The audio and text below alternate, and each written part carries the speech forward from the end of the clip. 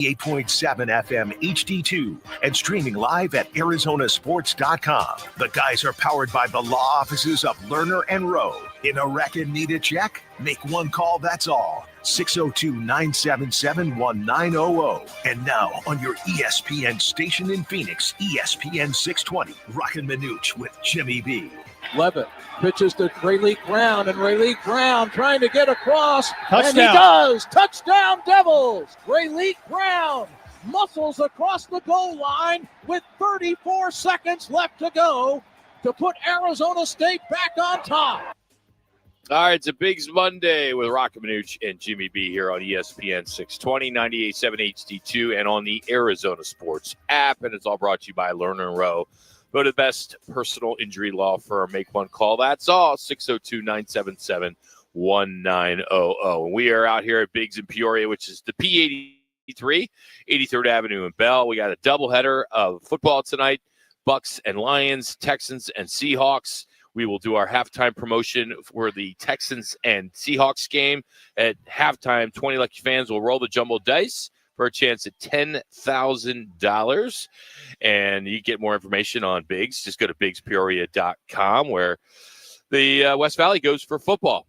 Our State 48 Roofing, it's your call question today. I'm going to kind of lay it all out for you today. As the big question, if you saw it over the weekend, I'm sure you did, it was Shohei Ohtani's game 4, 6 scoreless, 10 Ks, 3 home runs, the greatest single game feat you have ever seen. Your two choices are yes, nothing comes close. No, too many to name.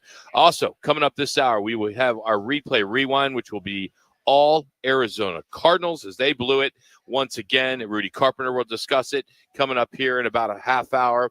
Craig Fouhy, Factor Fouhy, will stop by. We'll have a preview of the ALCS Game 7. We got our alien air conditioning play of the weekend, our G2G protein bar game changer of the weekend, Frank Sanders. Just so much to do here on a Monday, which, of course, one that is kind of split. It could have been all Arizona, and instead it wasn't. It went a whole other route, and unfortunately, we get to talk about yet another loss on a Monday for the Cardinals. And audible again, Roc. My bad on this. We're going to do the early game. We're going to do the Tampa at the Detroit game. That's a 4:00 tip. The other one's at 7.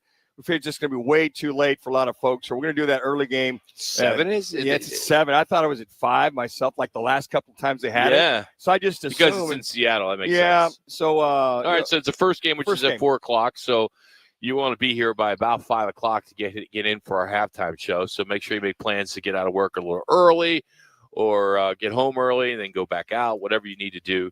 But Biggs in Peoria. But let's just dive right into this this Arizona Cardinals team that once again just cannot get out of their own way. And here we are. We get to discuss yet another crappy Monday Arizona Cardinals. And I got to tell you, 2 more losses, and it's time. I'm sorry. Agree. Jonathan Gannon, let's go.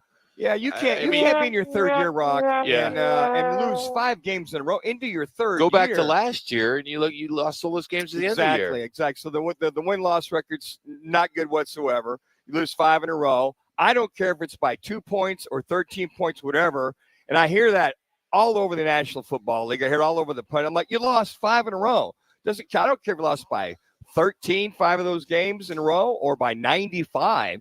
You lost the games. You cannot figure out a way to go ahead and win these football games. And I think a lot of it is just some of the bad gaffes that they've had for it. I mean, I think of a couple things. Why are you kicking the ball off in the end zone at the very end of the first half when you're going to give this Green Bay Packers team the ball at the 35?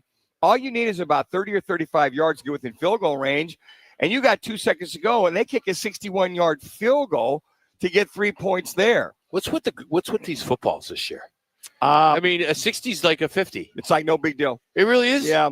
I mean, it's like, I don't get it. It's like a lot of things. I think the kicking around the nation, these kids are getting bigger, stronger, faster. That's a ball. It's got to be a ball. They're being more accurate. Well, they do have the kicking ball. And quite frankly, Roc, I don't know what the difference is. I really don't. You have to. You were a holder. They got to do something to it. We had regular footballs in those days. The kicking ball came into fruition about maybe 10 years ago or maybe. Connor, do you know when the kicking ball came into fruition, National Football League? Good morning. I'm not sure specifically about when the kicking ball came into the National Football League, but something that's new to the NFL this season specifically is that kickers are now able to use the balls that they have been practicing with. So they're no longer breaking out new footballs before a game. They're using footballs that they've been practicing with that's got a little bit of wear and tear on it. And I've heard from kickers and punchers, Brandon Aubrey had made this point, the Cowboys kicker, that they do have a difference just because they've been worn a little bit more. You're more used to it, the way it comes off your foot. So maybe that has something to do with it. I didn't know that. Let's reach out to our resident kicker, Nick Lowry.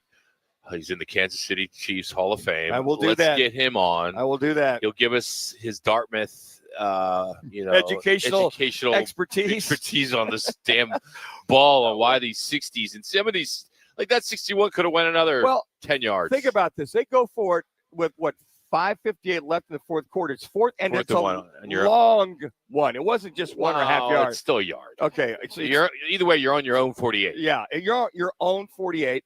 If you don't get it, all you need is 20 yards for that kid to at least tie it. At least tie it. You're all tied up. Or get a great field position. You stop them, and now's your chance to go down and score a touchdown, which they did. So I didn't like that call whatsoever. And then the kickoff at the very end of the first half to give them great field position. One play, 61-yard field goal. There were a lot of gaffes like that.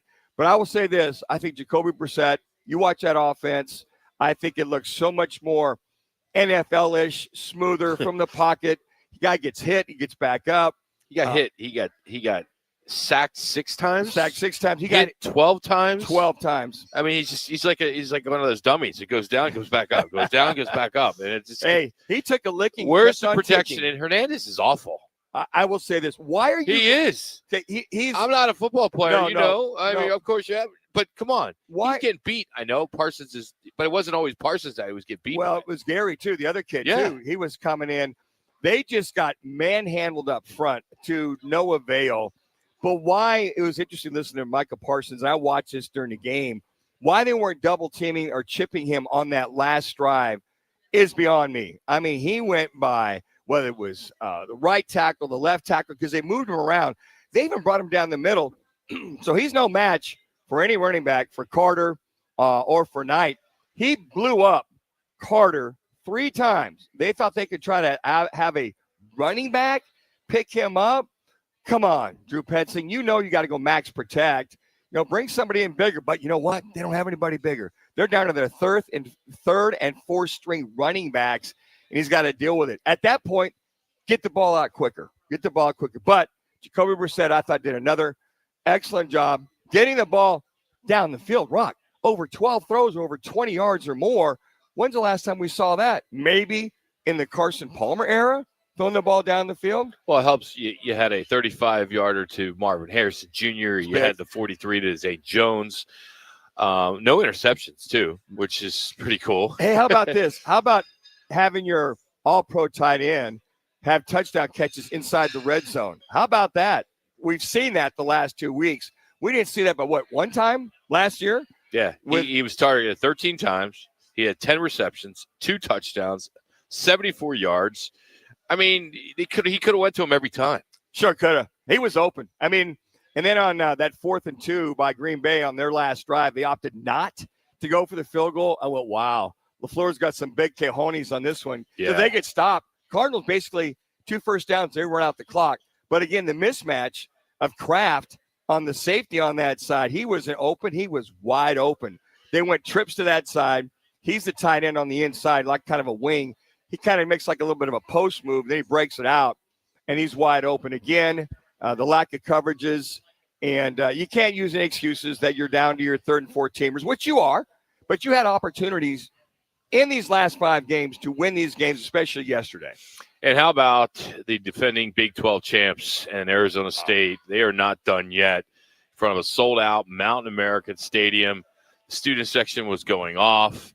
Arizona State pulled off one of the biggest wins of all of college football and in their existence as well on Frank Kush Field. They upset number 7 Texas Tech. We all know that. The story was simple. Sam Levitt was back, and so was their offense. Amen. Plain and simple.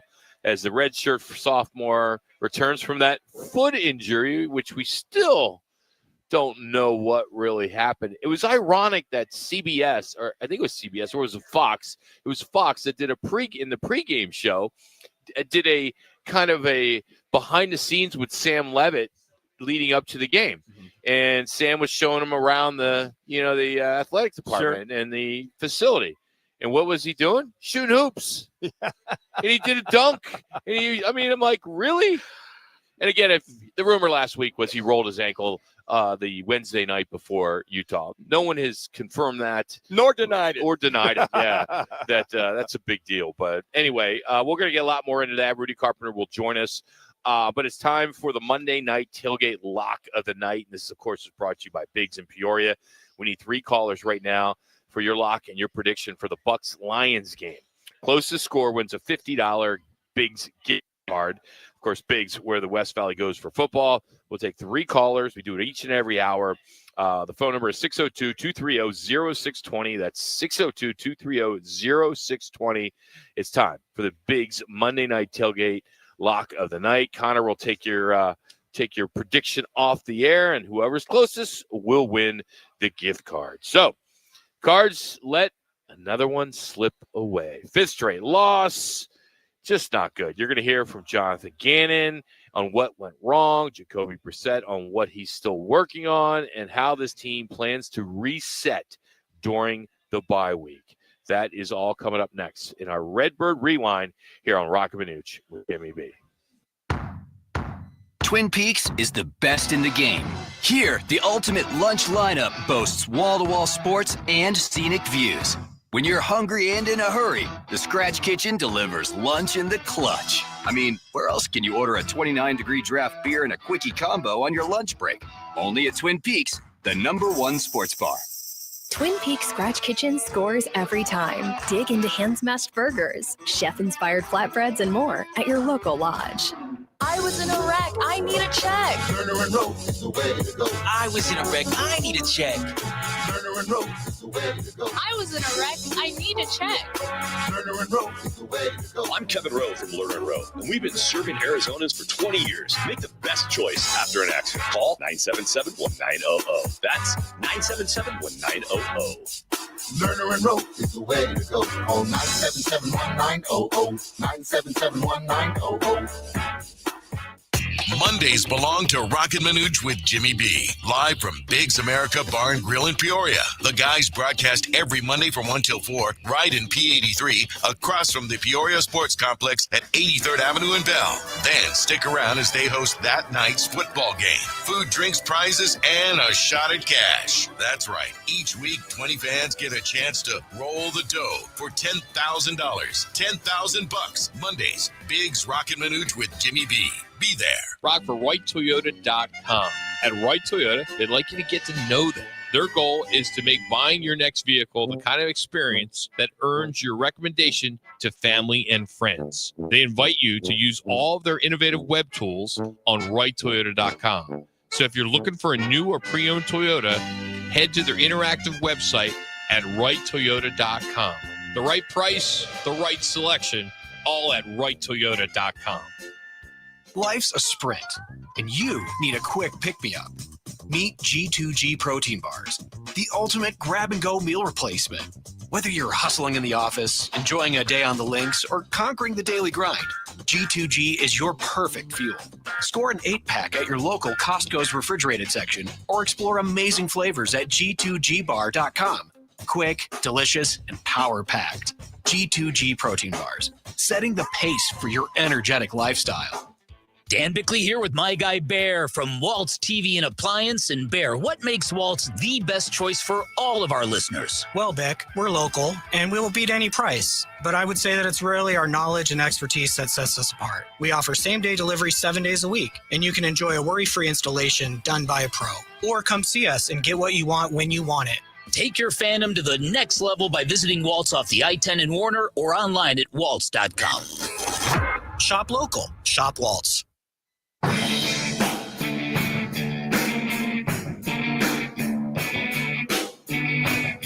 Live from Biggs at P83, Roc and Manuch with Jimmy B's getting you set for tonight's game. Giveaway specials and the game on every screen. Single setback as Jacobs. Love takes the snap. Give to Jacobs up the middle. And Robinson hit him, but Jacobs is in for the touchdown. So the Packers take the lead. 1:50 to go, though. All right, let's get to our replay rewind as the Cards start fast, fade late, 5 straight losses. Rudy Carpenter will join us coming up here in about 15 minutes. But let's start with the head coach, Jonathan Gannon, who summed it up pretty bluntly. Yeah, a loss is a loss. Now, with saying that, how are you losing? Which this might even sound worse, is I know we're close, but we're not doing enough, and ultimately that falls on me, so I'm disappointed in myself. Yeah, he then went on and talked about what went wrong defensively in that fourth quarter when Green Bay scored twice to steal the win. Yeah, steal. Well, I didn't stop him. Couple explosive after the takeaway, 2 explosive passes. We were limited in explosive passes, which is an explosive team. I thought we were okay in the run game after the turnover. We got 2 explosives scored. And then on our last drive, we got to figure out a way to get off. I think we did some good things on third down. I think they converted 2 or 3, got to have it. So just got to put them in the right position and win. Real quick, Super 25 girls flag football rankings on ESPN on NFL Network, Week 7. Hamilton Chandler is number 1 in the country. Number 1 in the country. Yes. What's that all about? I've seen it on the screens here, Biggs. Yeah, they're pretty damn good. They got a hell of a quarterback. Number 1 in the country. Yes. They've got. They are schools in California and Illinois, and they do deserve a round of applause. They are loaded, and you look at they got a young quarterback. They got some great athletes. You're training girls now, right? Yes, I am. Yes, I'm training. I'm not training that one out there. Figures. I should be, but I am. She probably doesn't need you. She may not. I want to. You don't want to mess it up. All right, sorry, a little audible there, but I just saw that on the screens here, and you see Chandler, Arizona on top. Yeah. And you're seeing schools from Alaska and California and Illinois. All right, we're doing our replay rewind with the Cardinals, and you're hearing from Jonathan Gannon. Here he is. He also shared his thoughts on Jacoby Brissett's performance, who threw for 279 yards, 2 touchdowns, but did take 6 sacks. Thought he played well. I mean, we converted. It seemed like we converted some third downs, a couple third and longs. Stood in there, operated. I didn't think we had any operational issues, with the noise. He gave us a chance to win. I'm proud of him. How sad is it that your home team, you're the home team, and you got to go on a silent count because of the visiting fans? Go Pack, go. That is probably one of the most embarrassing things I have ever heard.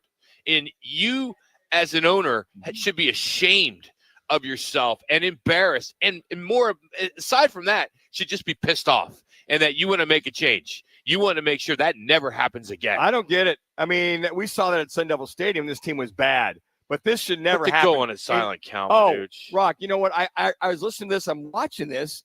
And I'm seeing a couple of times you saw Jacoby Brissett, like the official went, he pointed get the time clock. He goes, no, we're on it, because he was having trouble hearing. And it reminded me when Nebraska used to come into Manhattan, Kansas, and take about 70% of our seats back in those days. College is different. And I know, but I did do the same thing at home stadium. I'm going, I got to quiet the crowd because it's the Huskers fans in that south end zone. I was like you, Roc. I'm like, this is uncalled for. This is inexcusable. Then that's, to me, I'm like you. To me, you got to make a change, because this should never happen in a home field with this in your 3rd year with this team. Well, it should be. The team's been here since '88. Yeah, that's the difference too. Yes, I mean, this team is not an expansion team that just moved here 10 years ago.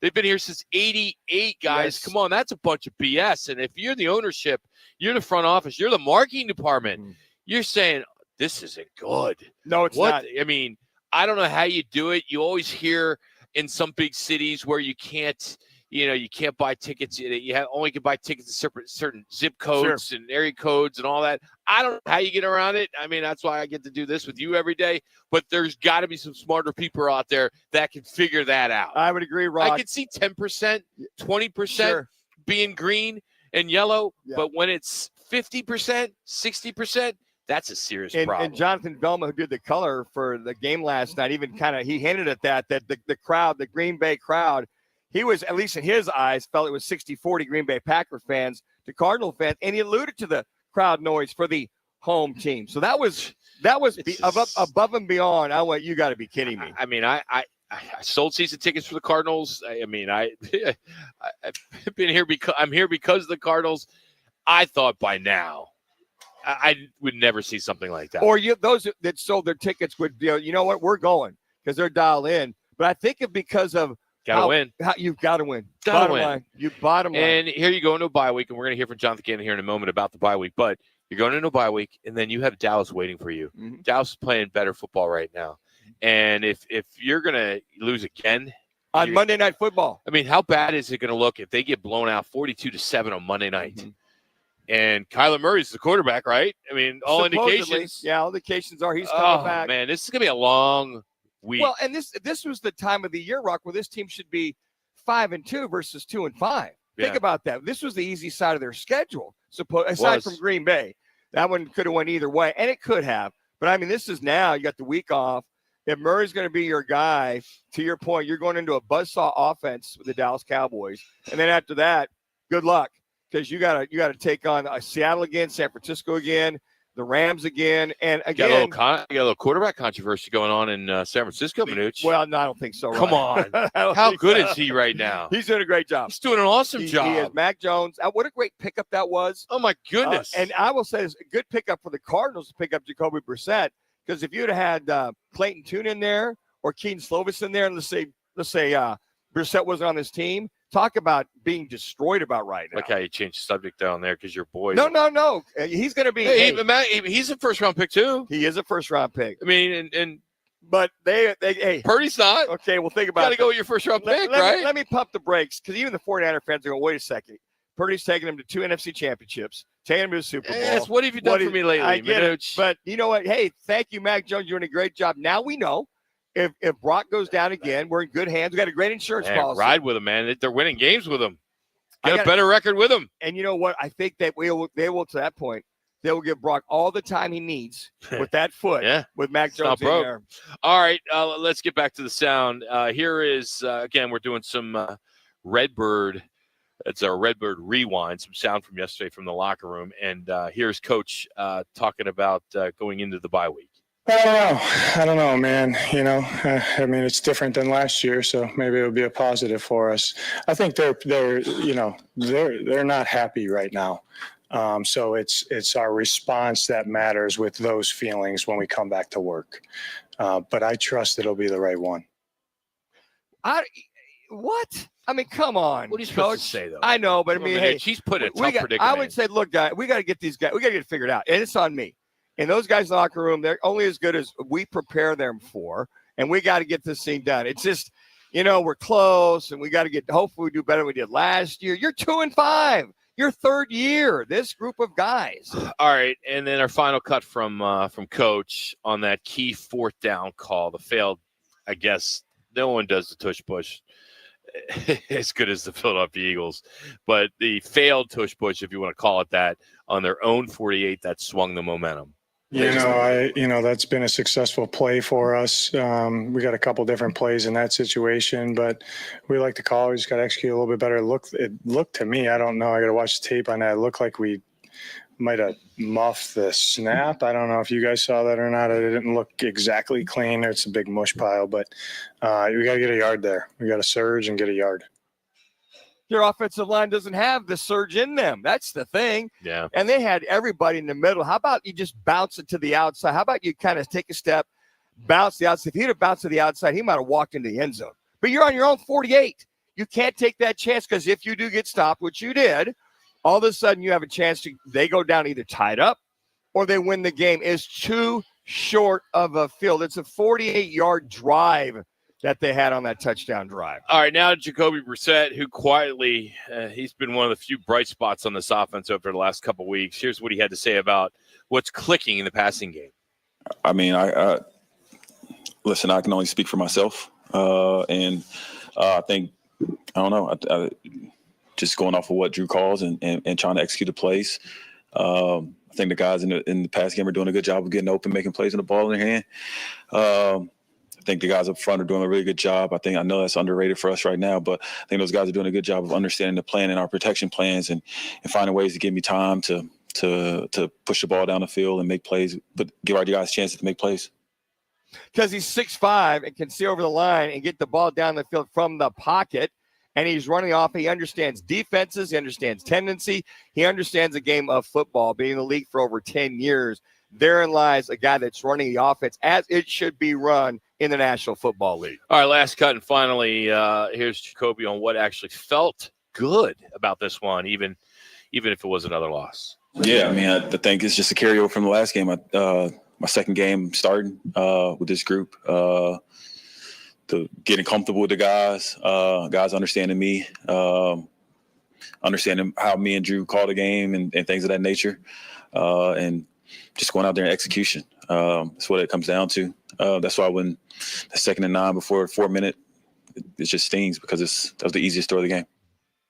Here's the thing. The last 2 games with him at quarterback, they've been either at 50, right around 45 to 55% on third down conversions. Prior to that, with Kyler Murray in the game, I think there's only one time in his first several games that they were even above 33% on third down conversions. You get the ball, and then the more shots down the field being successful, the throws down the field, the success down the field that they're having in stretching the ball down the field finally with him at quarterback. All right, that's our Redbird Rewind. It's brought to you by the law offices of Lerner and Rowe. In a wreck, need a check? Just make one call. It's all 602-977-1900 and always online at lernerandrowe.com and check them out on social as well. Well, Tempe was electric. Arizona State stuns number 7 Texas Tech behind Sam Levitt's 319 yards in that game-winning drive in the final seconds. And the defending Big 12 champs are back in the title hunt. We will catch up with former ASU quarterback and Dallas Cowboy quarterback Rudy Carpenter will join us next. But first, it's time for a Roc and Manuch with Jimmy B, ESPN 620 Sports Center update with Laz.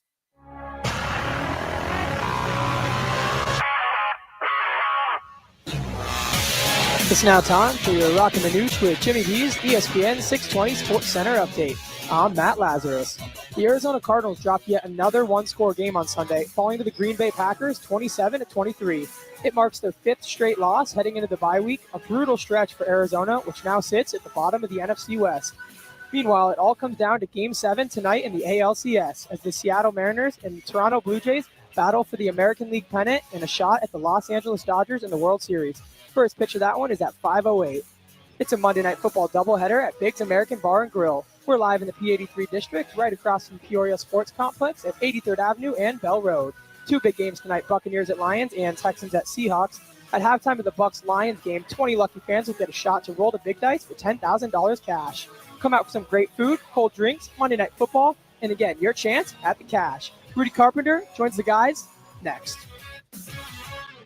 Now open in North Scottsdale, it's the Orangedale Lounge. OD's, right off Thompson Peak and Bell, next to Bash's. Your new favorite dive bar has arrived. Cold drafts, chill vibes, always affordable prices, and the OD Mug Club, a one-of-a-kind membership you won't find anywhere else. No frills, just great people, ice-cold drinks, and a bar that feels like it's always been there. Follow at OD Scottsdale and get the scoop at orangedalelounge.com. Orangedale Lounge. Dive in and drink up. Tired of the same old weekend routine? Then head to Putting World. Experience an elevated 18-hole golf adventure, followed by delicious eats, handcrafted cocktails, and live music at our chef-driven restaurant, Bar 19. Enjoy daily specials and happy hour deals that are sure to keep your wallet happy. Birdies, bites, and brews await.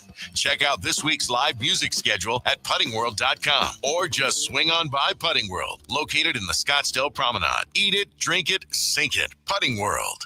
Twin Peaks is the best in the game. Here, your favorite drafts are poured at a frosty 29 degrees, and rare barrel-aged whiskeys are served just the way you want them. It's bigger game days and bolder fight nights. I mean, where else can you find a scratch kitchen that always comes in clutch every day from lunch to late night? Only at Twin Peaks, the #1 sports bar.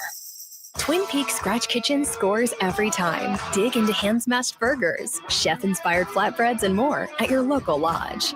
Hey everybody, Dan Bickley here, and more these days, people who are in pain are taking control of their health and looking beyond traditional medicine, and that is why QC Kinetics is so successful. People with chronic joint pain are learning that there are other options besides steroids, meds, and surgery, and they're getting lasting relief from QC Kinetics, where they use advanced cellular level treatments and regenerative medicine to revitalize your aching joints using growth factors from your own body. So if your back or knees or shoulders hurt all the time, you need to explore all of your options. Do not let them tell you that more pills or surgery are your only choices. Thousands of patients around the country are finding a better life with QC Kinetics' amazing regenerative treatments. So look beyond the old solutions. Call QC Kinetics. Get your free consultation. You can find them in Phoenix, Scottsdale, Peoria, and Chandler. Get on the books by calling 602-837-PAIN. That's 602-837-PAIN. You said you'd never buy your kid candy from the checkout aisle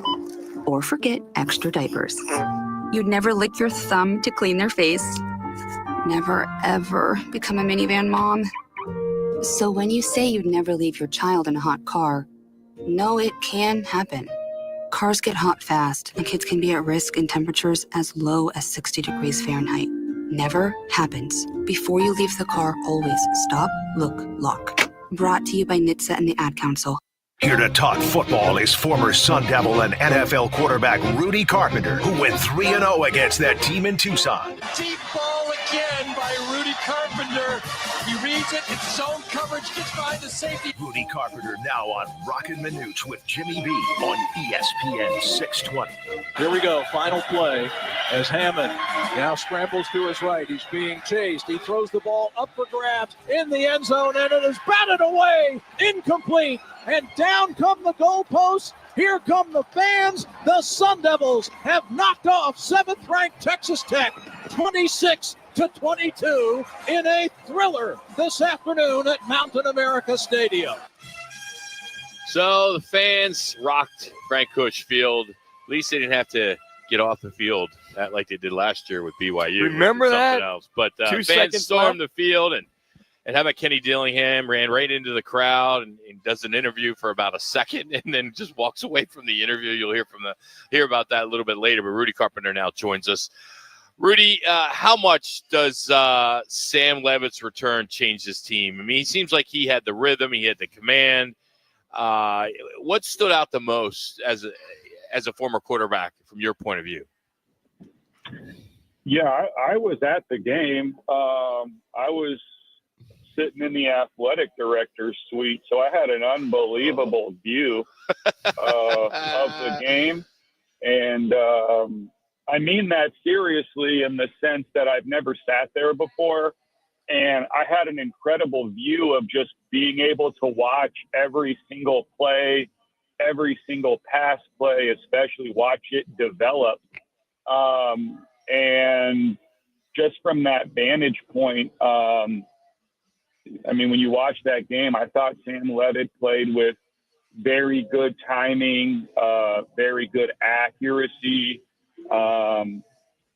His decision-making, I thought, was pretty good. He had 2 throws where he was moving around the pocket and kind of flipped his hips and was backpedaling a little bit and threw 2, big-time deep crossing routes across his body that were both incredible plays, incredible throws. But I'm going to go back to what I said last week, I think, which is I genuinely believe that they made a calculated decision to sit Sam Levitt out against Utah. I think they looked at it and they said, if we lose to Utah on the road in bad weather without our quarterback, we can kind of get away with that a little bit. And if that's going to give us a better chance to have a much healthier Sam Levitt down the stretch. And I think they genuinely believe with a healthier, much healthier Sam Levitt, they had a chance to beat Texas Tech. And they were obviously right. And I think if you look at their schedule moving forward, they have a chance to at least be favored in every single game on their schedule the rest of the way. that's all I thought about was what you said last week, Rudy, watching that game at the end and just seeing how good he was. And then, we got some word last week that he may have rolled his ankle and playing a pickup basketball game. I don't know if there's any truth to that, but that was one of the things that was flying around. But you nailed it. You called it. I mean, we talked about it after you went off the air last week, and we said that made so much sense, and it came to fruition. So what are you going to say? What about Houston? You got something you can throw at us this week for Houston that may come to fruition? Yeah, look, I don't know. I don't have anything for Houston. I think they're playing all right this year, right? I think that I was listening to Kenny this morning talk, and I thought he threw out an interesting stat where they've played like however many games in a row against a one-loss football team.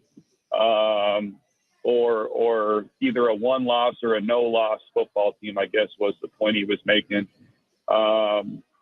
which I think just kind of talks the strength of their schedule. I didn't hear the full quote. When I think about it, it sounds weird because of Mississippi State. But point being is, ASU is playing good football.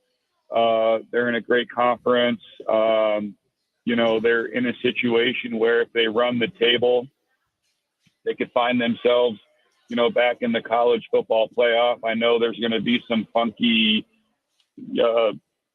tiebreakers, et cetera. But, I mean, I guess, let me just say this, and sorry for getting off task, but watching ASU football right now and watching them win that football game on Saturday, it just feels like, to me, it almost feels like we've kind of gotten over the hump a little bit. I feel like for so many years, you have a good year, not so good year, not so good year, lose a couple of games that we should absolutely never lose, and then pull a rabbit out of a hat every now and then against a better team, and then, kind of win and lose games that we were supposed to win and lose, the rest of the way. And I kind of feel like ever since last year, it's like now all of a sudden we're in there was a point in time back when I was playing and then shortly after where it was like ASU can't win a game in California. It's like now all of a sudden, everybody expects us to win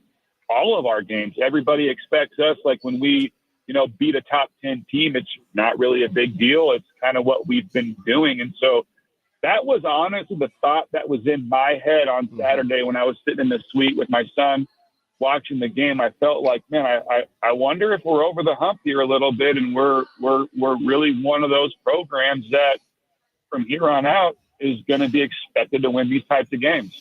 Manuch and Rudy, 4-0 against Texas. Yes, teams in Texas, they could go 5-0 if they beat Houston. That's saying something, Rudy. Yeah, and they should have beat the University of Texas last year. They got robbed, in my view, on a couple calls in that game as well. So, Kenny, I think Kenny, honestly, I was talking to him on yesterday, and I think he's found something. I really believe that. And if they can get their special teams fixed, it'll even be by wider margin. And Rudy, don't you feel that as far as the recruits and those that want to come to ASU also see what you just said? I agree with you. I mean, I grew up here in the Valley. You see the Sun Devils, they'd make a push 2 or 3 years, and then we'd be back to ground zero, make a push for 2 or 3 years, on and on. But I thought you nailed it where they are now a top tier program, not trying to keep up with the Joneses, so to speak. But I think that speaks volumes with a lot of the athletes that want to come here and stay here because of what you just said. Yeah, again, like I said, I've been in and around this program for a long time. And, I have never sat in that athletic director's suite, and I was sitting up there in the game. And one of the first things I noticed was, man, it was a great decision to get rid of that huge section of bleachers on the north end of the stadium. The view is unbelievable. When I was sitting in the suite on Saturday, there was a million times where I was like, man, is there a better environment for college football than this?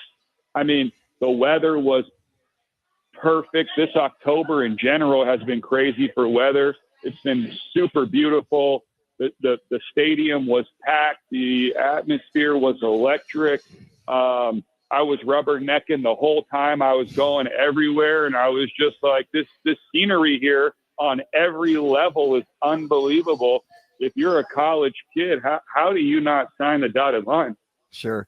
And also, how appropriate for the 1975 Fiesta Bowl team that beat Nebraska. Talk about a great win when I was growing up, to be there and be honored at halftime, and another phenomenal historic game with this team beating Texas Tech. Yeah, I mean, big time win. You know, obviously, I think Texas Tech was ranked, 7th in the country or whatever.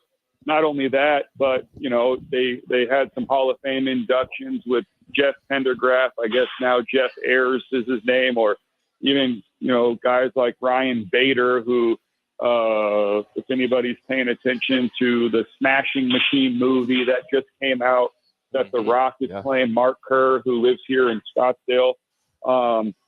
You know, I was sitting in the suite with the baseball coach and the new women's basketball coach, Molly Miller. And I mean, like I said, if you're the other thing I should say too, Manuch, I got a bunch of quarterbacks that I work with, obviously here in Arizona, and I had a bunch of them, at least 10 or 12 of them who were all at the game, as, you know, recruits with their high school coaches and stuff. And every single one of those kids and their parents was just like, wow, this environment is so great. This atmosphere is beautiful. This is unbelievable. And, you know, I just think that also, it just, when you have games like that, environments like that, big wins like that, the weather like that, everything like that, where it all comes together, it just makes it so much easier for these guys to be able to recruit.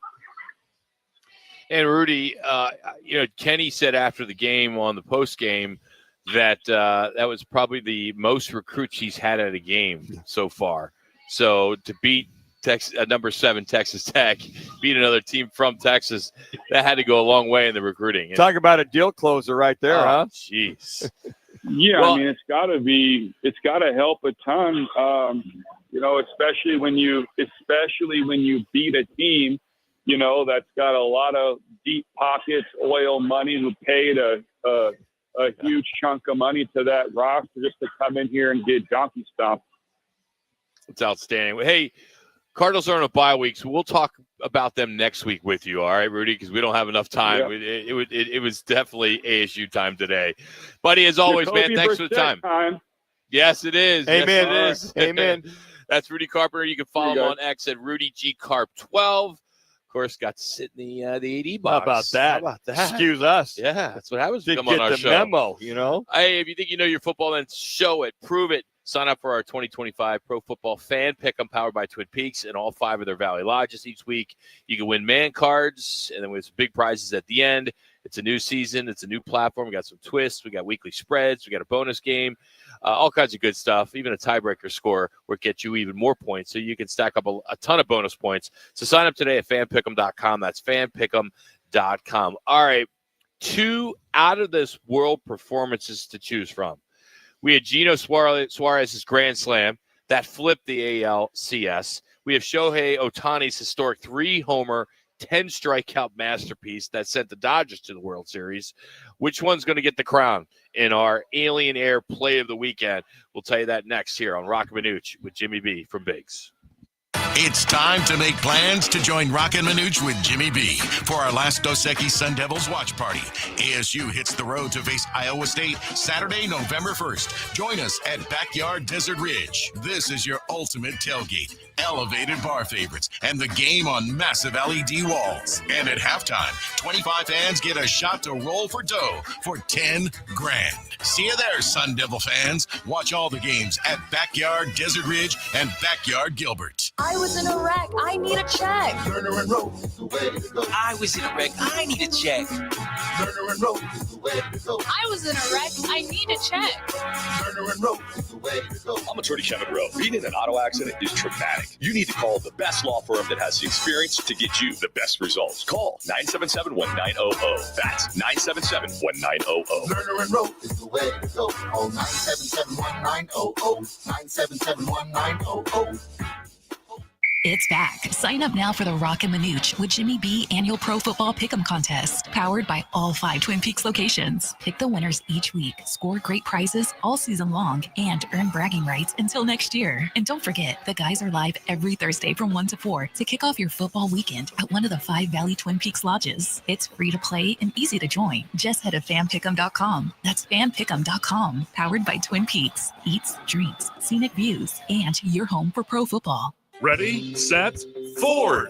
Get the thrills, get the adventure, and get the savings during the first ever Frogtober. On now at Arizona's largest Ford dealership, Sanderson Ford. Lease a new 2025 Bronco Big Bend for only $399 a month for 36 months. Lease a new 2025 Bronco Sport Big Bend for only $299 a month for 36 months. Purchase a new 2025 F-150 STX Super Crew for only $44,899. Plus, get 3.9 for 72 months financing. Don't miss the Brocktober savings. Shop and compare with no hassle, no pressure, and no nonsense at Arizona's most awarded Ford dealership for complete satisfaction, Sanderson Ford. Bronco offer requires $1,810 down. Bronco Sport requires $1,920 down. Both plus tax, title, license, and $499 doc. The OAC from Ford Credit. F-150 stock number 255360 with MSRP of $52,645. Offers expire 10/31. Sanderson Ford.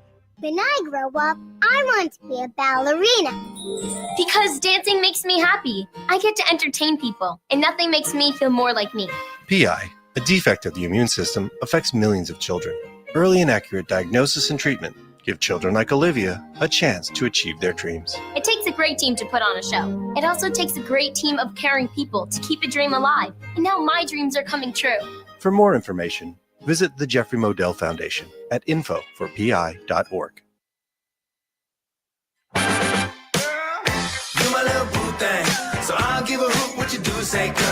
Roc and Manuch with Jimmy B live from Biggs at P83.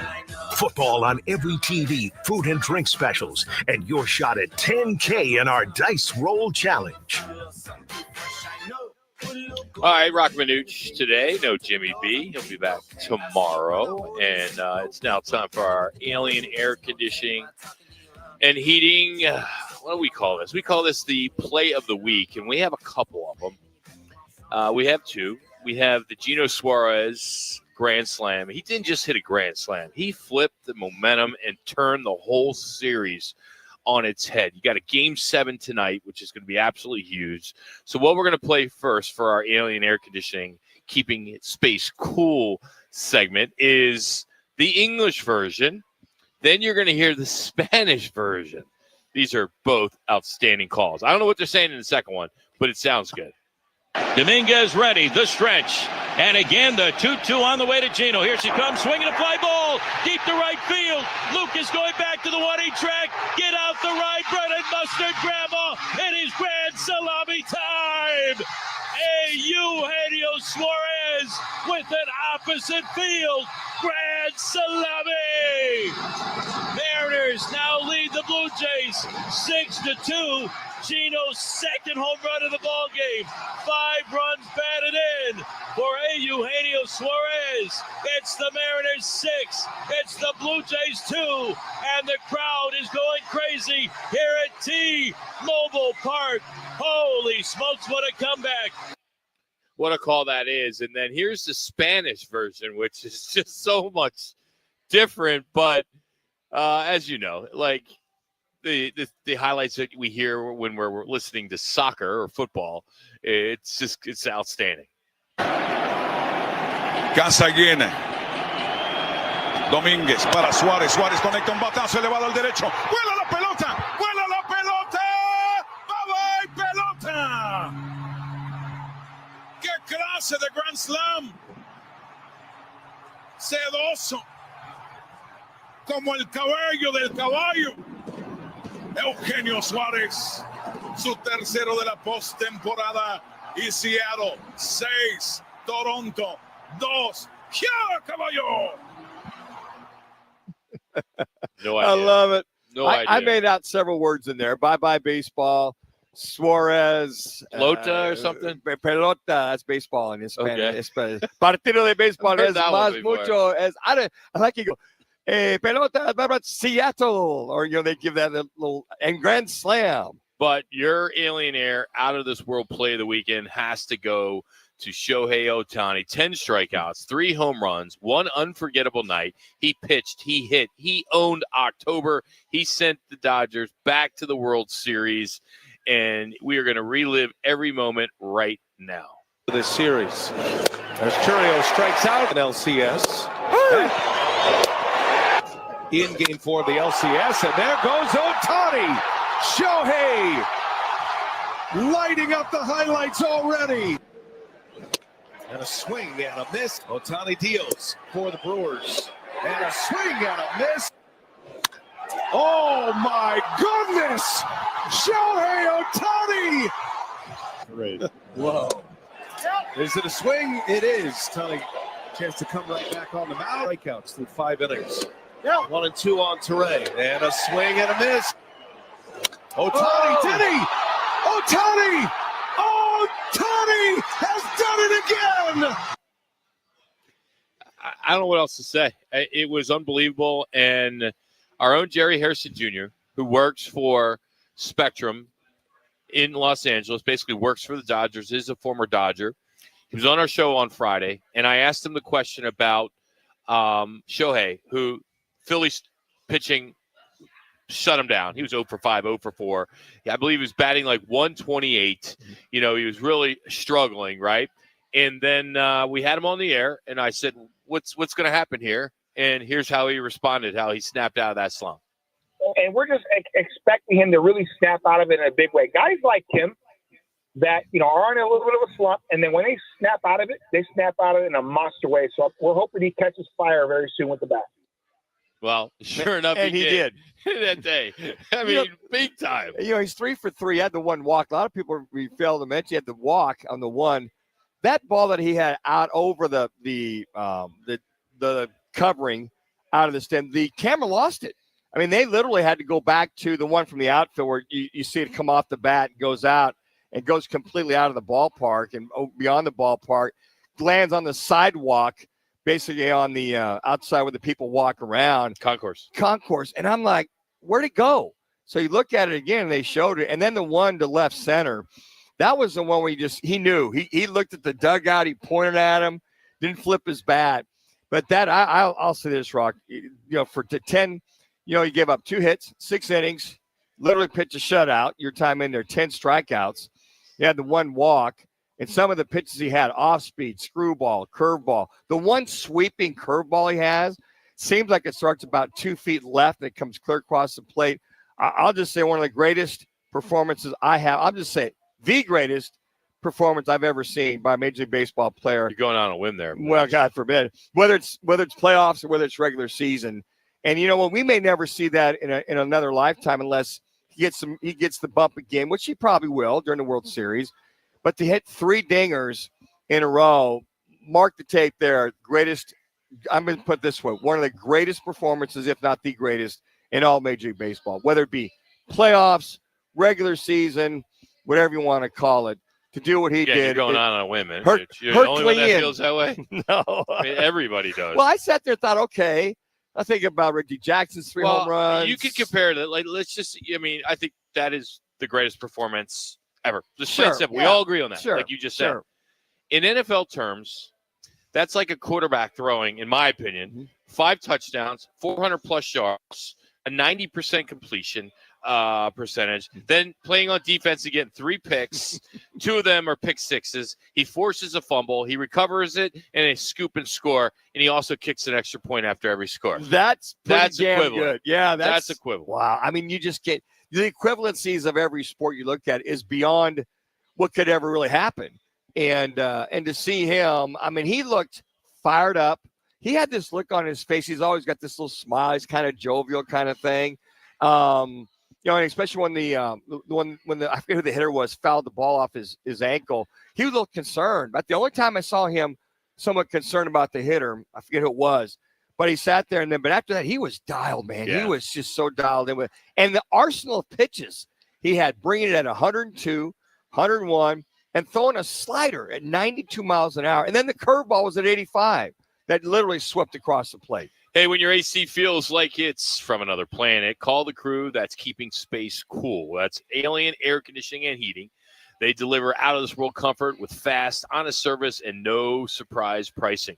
Whether it's repairs, tune-ups, or a full system replacement, or you just want to make sure your heater is ready for those cold nights as they're coming, Alien Air's trusted techs are ready to land at your doorstep. Visit alienairconditioning.com or just give them a call at 602-824-9494. That's 602-824-9494. That's Alien Air Conditioning, keeping space cool.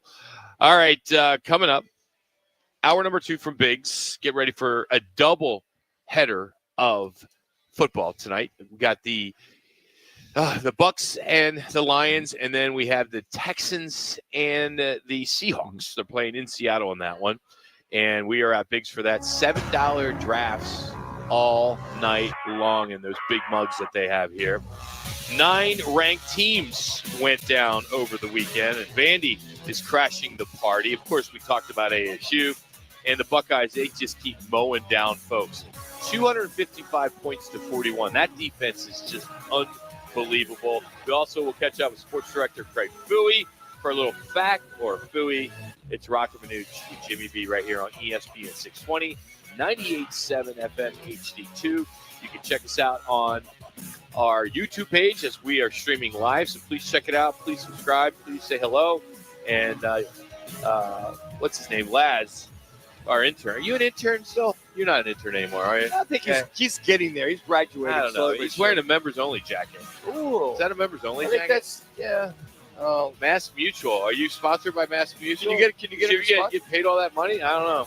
All right, hour number 2 is next for Biggs American Bar and Grill at 8th Avenue.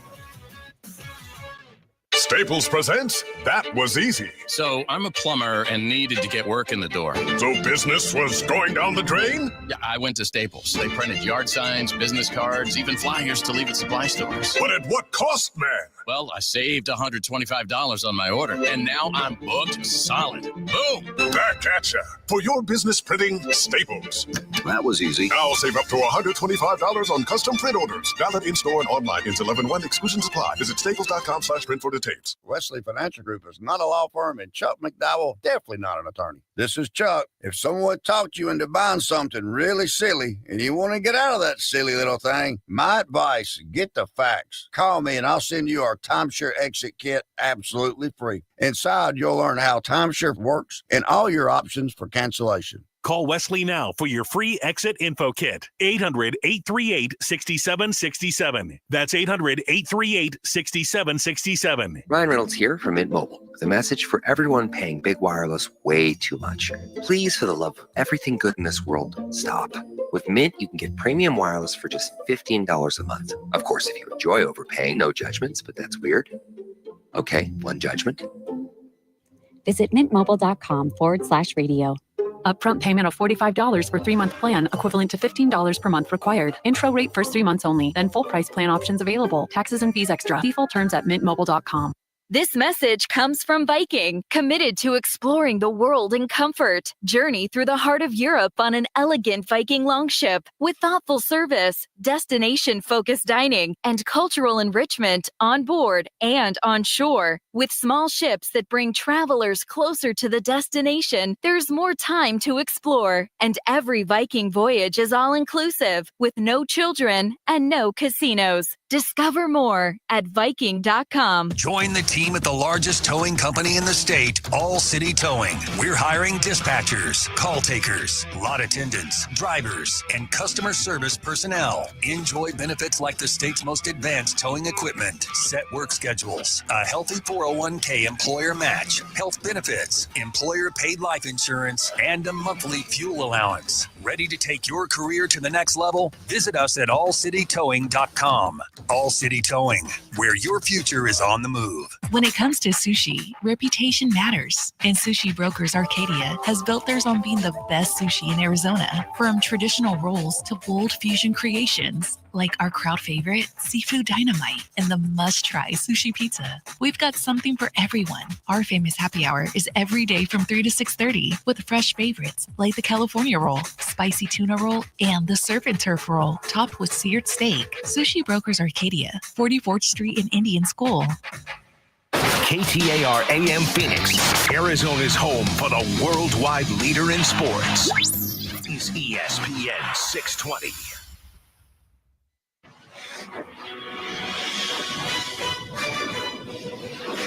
Back with Roc and Manuch with Jimmy B at Big's American Bar and Grill. Football, big screens, big flavors, and prizes all night. And it's a play-action pass, and it's intercepted! Zabian Brown with one man who can catch him. Zabian Brown all the way. Touchdown, Alabama. Buckmeyer straight ahead. Design run. There's a bear on the loose in Provo. Buckmeyer is in. Touchdown. I have a first look that way. Now back the other way. Loads up a deep ball. Separation. Jacoby Lane. Touchdown. Maeva put it in the bucket, and USC takes the lead. This one will be taken out a yard in. Price gets away from one. Across the 20. Finds a crease to Dorian Price. He has done this before. Price extends away. Touchdown Notre Dame. Dorian to Jahouse. Belly hanging out, trying to find a way to get a stop. This is Georgia running game. Bowen's the back. Make it your own shot to the end zone. Caught. Touchdown. Hat-trick. Lawson Lucky. Snap, good hold. Kick on the way. Kick is good. And despite all of it, Texas and Arch Manning gets his first career road win. All right, let's get to it. What a wild weekend in college football. Top 10 teams are dropping like flies. Crazy finishes from coast to coast. How about this Sun Devils shocking number 7 Texas Tech on Frank Bush Field, one of the biggest wins in school history. We hit the highlights. You heard them. You heard Georgia hanging on there, Alabama with a pick 6, and Texas surviving in overtime, and all the top upsets that kind of shook the whole playoff picture. We are live at Big's American Bar and Grill in Peoria, right here in the P83 across from Peoria Sports Complex. Halftime of the first game, the Bucks and Lions, which gets underway at 4 o'clock, 7 o'clock Eastern. And then the Texans and Seahawks at 7 o'clock. 20 fans at halftime will get a shot to roll the big dice for $10,000 in cash. You come on out and grab some food, grab a cold one, and join us here at Big's, where the West Valley goes for football. But Week 8 turned college football on its head. 9 ranked teams lost, 4 from the top 10. Ohio State's still perfect at 7-0. They're outscoring their opponents 255-41. Indiana to number 2. And how about Mendoza, the quarterback, Fernando? He's pushing for that Heisman. Texas A&M, they survived Arkansas. And then you have the SEC. The SEC's unbeaten. Alabama makes it 4 straight wins. And Georgia, they jumped out right there with that Gunnar Stockton, who had 5 touchdowns. He had a hell of a game against Ole Miss. Georgia Tech 7-0. Vandy's now in the top 10. That's the highest since 1947 for them. And just an amazing, wild weekend. And now we got to look forward to another great weekend of football, as this week with some of the big games where are my list of games? I'll give here? You don't have them. Ole Miss at OU. I got that. Vandy at Missouri. Texas A&M at LSU, and BYU at Iowa State. Those are big ones, and you got to throw ASU at with Houston. Mm-hmm. So those are some of the big ones. But biggest jump when you look at the polls is Vanderbilt climbing 7 spots to number 10, and Georgia Tech moving 5 spots to number 7. Those are the 2 most surprising top 10 appearances this season so far. And you look at Pavia. You talk about Simpson, and you talked about some of the other guys making their move. You talk about Mendoza. How about Pavia? I mean, here he is as the quarterback for this Vanderbilt team. I mean, he does it with his legs, his arm. He has really – I watched him a lot the other day, Rock. I went, damn, this kid is really takes care of the ball. He performs in big-time games and big-time situations. So, right now, you look what the NIL has done, the transfer portal. All of a sudden, you're going 6, 7, 8 games into the season. Things are starting to even out a little bit. You're seeing teams get upset. You're seeing some of those teams that have brought some of those guys in the portal are starting to get that system down. And I think that more than anything, the recognition for some of the guys, aside from Ohio State, they're just a juggernaut. You're starting to see, and I think we'll still see some more upsets over the next 4 weeks, the last 4 or 5 weeks of the season. Miami Hurricanes go down 24-21 to Louisville. That's going to hurt them.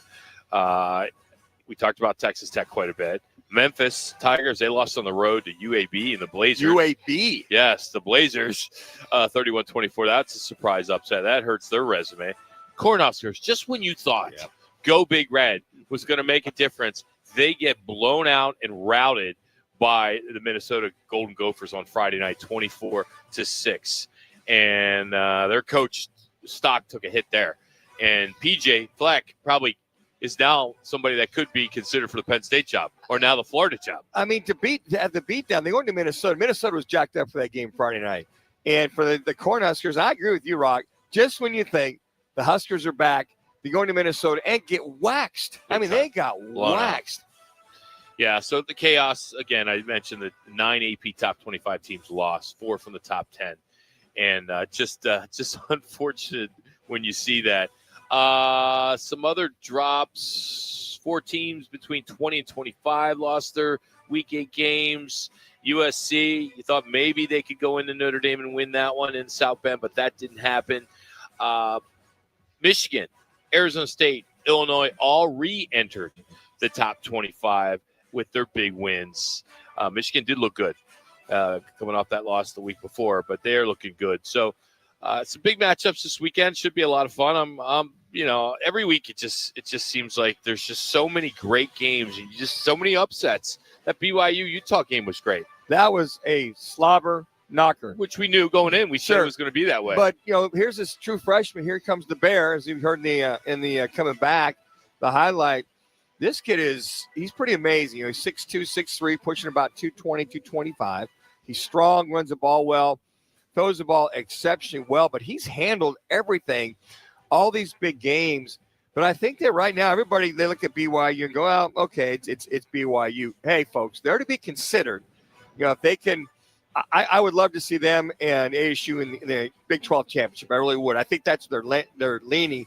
But don't forget about Cincinnati and ASU, Cincinnati, BYU right now. When you take a look at it, I think Texas Tech. And Texas Tech, yeah. Their schedule is favorable from here on out. So you could see a rematch. You sure could. Yeah, and for right now, if the Devils can hold serve, win out, then they'll have a tiebreaker over Texas Tech. But I would think, but I in believe the final 12, BYU and Cincinnati play each other. Yes. So one of those teams is going to have one loss. They're going to have to, they're going to cancel each other out. But still, if you look at the top 12, which they'll vote on, and you see one of those teams with one loss, and they cancel each other out, it's still going to be strength of schedule when you look at the Big 12, Big 10, and ACC. I think ACC will be the last. What would you call it? The last end of what they're going to get as far as the rankings are concerned, as far as their strength of schedules. But it's been fun to watch and see these upsets. But it's interesting. All of the pundits, the pregame shows, the halftime show, they all preach the parity in the portal and the money that's being out there to level the playing field. So if you saw it coming, I think in Tempe, but that's why we love college football so much. As ASU just delivered one of the biggest upsets of the weekend. And for them to have a sellout crowd there at Mountain American Stadium was awesome. Fresh off that rough loss at Utah, they looked sharper. They looked tougher. They were disciplined. Only 5 penalties for 32 yards. That's a season low. This defense, somewhat of a redemption from the week before to hold Texas Tech to 22 points and just 275 or 76 yards, 13 yards in the third quarter, which is just gigantic. But it was that 2-minute magic by Sam Levitt and that flawless 75-yard drive with Brown's 1-yarder at the end with 25 seconds left. Just what a remarkable game. I just feel so good for ASU fans. I felt bad for U of A fans. Oh, my goodness. That's a whole other. Whoa, know what? That 4th and 2, everybody talks about Sam Levitt. And we had Rudy Carpenter on earlier talking about his improvisation that he has. And the way that he moves this year, and one of the things I've noticed is when he moves, he keeps his eyes up. 4th and 2, as he's scrambling, I'm going, oh, man, they're going to get him. They're going to pin him down.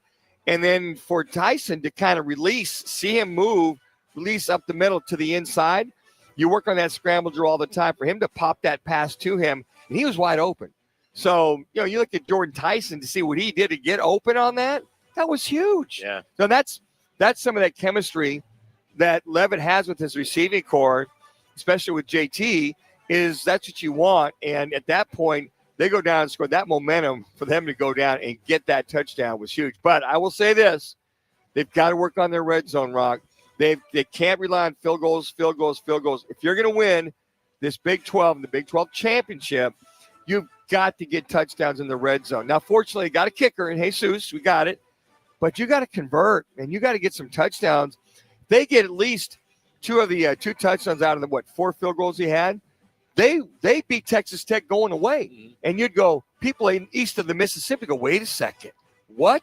How that happened? And I will say this. I think that Boogie Wilson, number 6, redeemed himself immensely as that star player for this defense on run on tackling, plugging the hole, and even pass defense. He did a hell of a job. All right, it's time for another Monday night tailgate lock of the night from Biggs here in Peoria. We need 3 callers right now to lock in your prediction for tonight's Lions-Bucks game. The closest score will win a $50 gift card to Biggs here where the West Valley goes for football. We'll take 3 callers, as I mentioned. We do it every hour, 602-230-0620. That's 602-230-0620.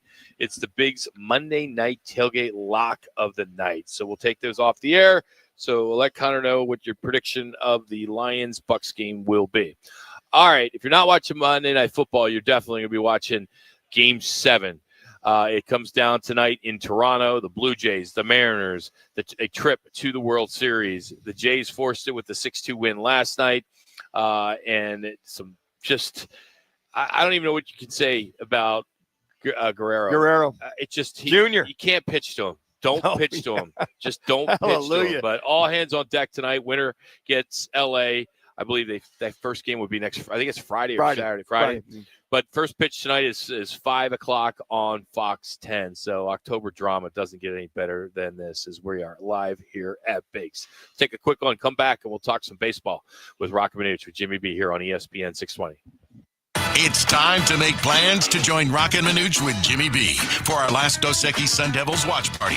ASU hits the road to face Iowa State Saturday, November 1st. Join us at Backyard Desert Ridge. This is your ultimate tailgate, elevated bar favorites, and the game on massive LED walls. And at halftime, 25 fans get a shot to roll for dough for $10,000. See you there, Sun Devil fans. Watch all the games at Backyard Desert Ridge and Backyard Gilbert. I was in a wreck. I need a check. Turner and Rose is the way to go. I was in a wreck. I need a check. Turner and Rose is the way to go. I was in a wreck. I need a check. Turner and Rose is the way to go. I'm Attorney Kevin Rowe. Getting rear-ended once is bad enough. Don't let the insurance company hit you again with a lowball offer. Call an experienced attorney who knows how to fight and win. Call Lerner and Rowe today. 977-1900. Lerner and Rose is the way to go. Call 977-1900. 977-1900. Mondays belong to Roc and Manuch with Jimmy B. Live from Biggs America Bar and Grill in Peoria. The guys broadcast every Monday from 1 till 4, right in P83, across from the Peoria Sports Complex at 83rd Avenue in Bell. Then stick around as they host that night's football game. Food, drinks, prizes, and a shot at cash. That's right. Each week, 20 fans get a chance to roll the dough for $10,000. $10,000. Mondays, Biggs Roc and Manuch with Jimmy B. Be there. Join the team at the largest towing company in the state, All City Towing. We're hiring dispatchers, call takers, lot attendants, drivers, and customer service personnel. Enjoy benefits like the state's most advanced towing equipment, set work schedules, a healthy 401k employer match, health benefits, employer paid life insurance, and a monthly fuel allowance. Ready to take your career to the next level? Visit us at allcitytowing.com. All City Towing, where your future is on the move. This is for the men who never settle, the ones who believe only quitters end a game in a tie, the type of guys who choose the bar with the biggest TVs to overcompensate for theirs at home. This is the Lodge mentality. This is Twin Peaks. All month long, celebrate National Dessert Month with sweet endings like our Cinnamon Toast Crunch, cheesecake topped with rum chata sauce, or the Twin Peaks Sundae with vanilla ice cream and a warm Ghirardelli brownie. Pair it with a Screwball peanut butter whiskey for the ultimate game day finish. Arizona Sports, the local sports leader. Mornings, it's Bickley and Marotta, 6 to 10 a.m. Bickley and Marotta, 6 to 10 a.m. I like Vinny a lot. I like you too, Bick. Middays, it's Wolf and Luke, 10 a.m. to 2 p.m. Wolf and Luke, 10 a.m. to 2 p.m. What is that? What's going on, Luke? Afternoons, it's Burns and Gambo, 2 to 6 p.m. Burns and Gambo, 2 to 6 p.m. Bertie, what's going on? Arizona's biggest sports personalities are on the local sports leader. Arizona Sports 98.7 and the Arizona Sports app.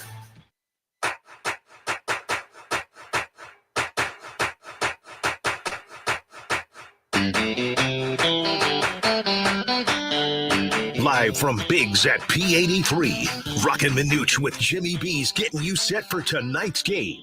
Giveaway specials of the game on every screen. One to Guerrero. Here's right to left field. Forget about it. Gone. Vladimir Guerrero Jr.'s 6th home run of the postseason makes it 5-0 Toronto. Guerrero, 462, 6 homers, 12 RBIs, 11 runs. He's only struck out twice during the 10 postseason games he has been in. Why in the hell would you pitch to him? I agree, Rock. He is the equivalent of Barry Bonds where you walk him. He's phenomenal. I mean, he's a big, strong kid. He can take it to right center, left field. I mean, hits it out anywhere. And yeah, I would just I'd pitch away. If you walk him, so be it, depending on the situation. And this Blue Jays team, we talked about the whole year how they can just explode with the bats. And here's you got Kirby pitching for Seattle with a 7.07 ERA. I mean, if there's a time where Blue Jay fans feel pretty confident about tonight's game, with Kirby, he's got 14 innings pitched here in the playoffs. ERA is 7.07, where Bieber's taking a bump, and his ERA is not much better, but he's 4.15. Well, this could be a 7-6 ball game by the time it's all said and done tonight. A lot of runs So scored. for Kirby, he got roughed up in game 3. Big time. He had 3 dingers against him. He had 8 earned runs. So it was only 4 innings. And then Bieber, he was good. He had 8 strikeouts, allowed just 2 runs, over 6 innings in that win. So they do got the edge there, Toronto. I believe Seattle was a small favorite coming into the game, and now they're an underdog. So the line has changed quite a bit in that one. But all hands on deck is what both managers have said. So we could see a lot of different pitchers in this one. It's ironic that Josh Naylor and Gino Suarez yesterday were the only guys that drove in any runs for the Mariners as former Diamondbacks. And Naylor's talking about a guy that's hot. And he's definitely hot for this Seattle team. Another guy that's been under the radar that has got that great World Series experience is George Springer. Springer has got 6 RBIs and 3 home runs himself. He's quietly at DH having another good playoffs with this team. And talk about guys that have experience. I've been there and done that. You don't necessarily have that with the Seattle Mariners, but quite frankly, I'm rooting for the Mariners. I'd love to see them make the World Series. It'll be their first time ever. Seen Toronto win it a couple times. There, Rock, versus one time versus the Phillies. Joe effing Carter. Yeah. Pull that bad boy down the left field line. What was that, Mitch? What was his name? The pitcher that – who was that? Don't worry about it. Yeah. We can change this up. Anyways, I would love to see Seattle in there because you like to see history continue on with Cal Raleigh. Then how big is it that Shane Bieber is getting the start tonight, and he is somebody they got at the trade deadline from Cleveland? It's that's a good GM. Sure. He to get a guy at the trade deadline, and here he is. He's going to pitch and get. If you get 6 innings out of him, I couldn't think of a better pitcher you want to have go for you tonight. Well, it's interesting you said about getting 6 innings out of either one of these pitchers. I think with win or go home type, we may see 3 pitchers for one of the team. We might see 8 because they might empty the bullpen because it is all hands on deck. As you mentioned, the first World Series game is not till Friday. So have a good, 4 days off. But I just think that, either one will come down to the pitching. And again, yeah, you just talked about Naylor and Suarez. Thank Mike Hazen for the Diamondbacks for unloading those two to Seattle to be in this thick of things. So Rogers Center there in Toronto, the roof will be closed. It will be rocking. What's interesting is home teams in a winner-take-all games are just 68 and 67 all time. So basically it's a flip of a coin, right? It's a coin flip practically. And that is just how great is it for the city of Toronto to have this opportunity, have a Game 7. They've been there before, of course, as you mentioned. And for the Mariners, they can rewrite history if they can reach their first ever, as you mentioned, World Series. So I'm anxious to see. I'm rooting for Seattle, too. I really don't care. Dodgers, I just give it to them. Sure. Dodgers will probably win it 4 anyway. Folks in this area, P83, with their spring training just right down the street. A lot of Mariner fans here rooting for them. I would love to see the Mariners win it. Toronto, you think of winning that World Series a few years ago. The Maple Leafs haven't won one in forever. You think of the Blue Jays. You think of the Raptors, who won one several years ago in the NBA. Great town, great city, but I would love to see Seattle. I think that they're due. With the kind of lineup they have, it will be all about the pitching and who can rally. And love to see Seattle rally. I agree with that, but it's going to be defense because that's what did it last night. Yeah. You probably didn't see this, but a lot of people didn't see it. But the defense had 3 straight double plays to escape some jams there, which in the energy in that place kind of fed off the energy. This Blue Jay team, it's going to be hard for the Blue Jays not to win this. Well, yeah, That's a tough environment. Yeah, and that's your pitcher's best friend, right? That double play ball. And then on top of that, Seattle had 3 errors to combat all that, to go on top of it, which is very uncharacteristic. And all of a sudden you see yourself down in a game and you're down 4-0, 5-0. You finally get 2 runs, to your point. Naylor finally got the 2-run home run, the top of the 6th. So, focus. It's going to be a fun game. I'd love to see a 2-1, 3-2 game. But who knows, with both these bats exploding, especially Toronto, with their bats exploding, I think it's just one game where you had Seattle's pitching really shut them down, which is uncharacteristic. So a lot of unsung heroes will be in tonight's game. Unsung hero. How about Ticketmaster? So today there was a huge outage with the ticket service. The Ticketmaster, they basically had to shut down. Are you kidding me? Yeah, and Game 7? They got it back up, but for a long time, you couldn't get to your tickets. You couldn't manage your tickets. You couldn't even try to sell your tickets, I doubt you would. Yeah. But what a big deal, because you could not get to Ticketmaster or the Blue Jays ticket management app that they use. Could you imagine? And I wonder. I know a lot of people. It's on your app. It's on your phone. If some people, just for the safety's sake, don't print out that or take a screenshot and do a printout to show it. So the lesson learned here might be, okay, you got it on your phone. You're going to show when you walk in. Why not take a photo of it, print it out just in case something like this happens, which would probably never, ever, ever happen. But just in case, it could be one of those things. Manuch, these apps now, the ticket actually moves. You can't take a picture of it. Oh, you can't. No, you can't. Well, certain. Sure. But yeah, that's a problem for a lot of people. They can't do that. But Game 7, you gotta love Game 7. Whether I don't care what it is, hockey, baseball, tonight's game, American League Championship Series.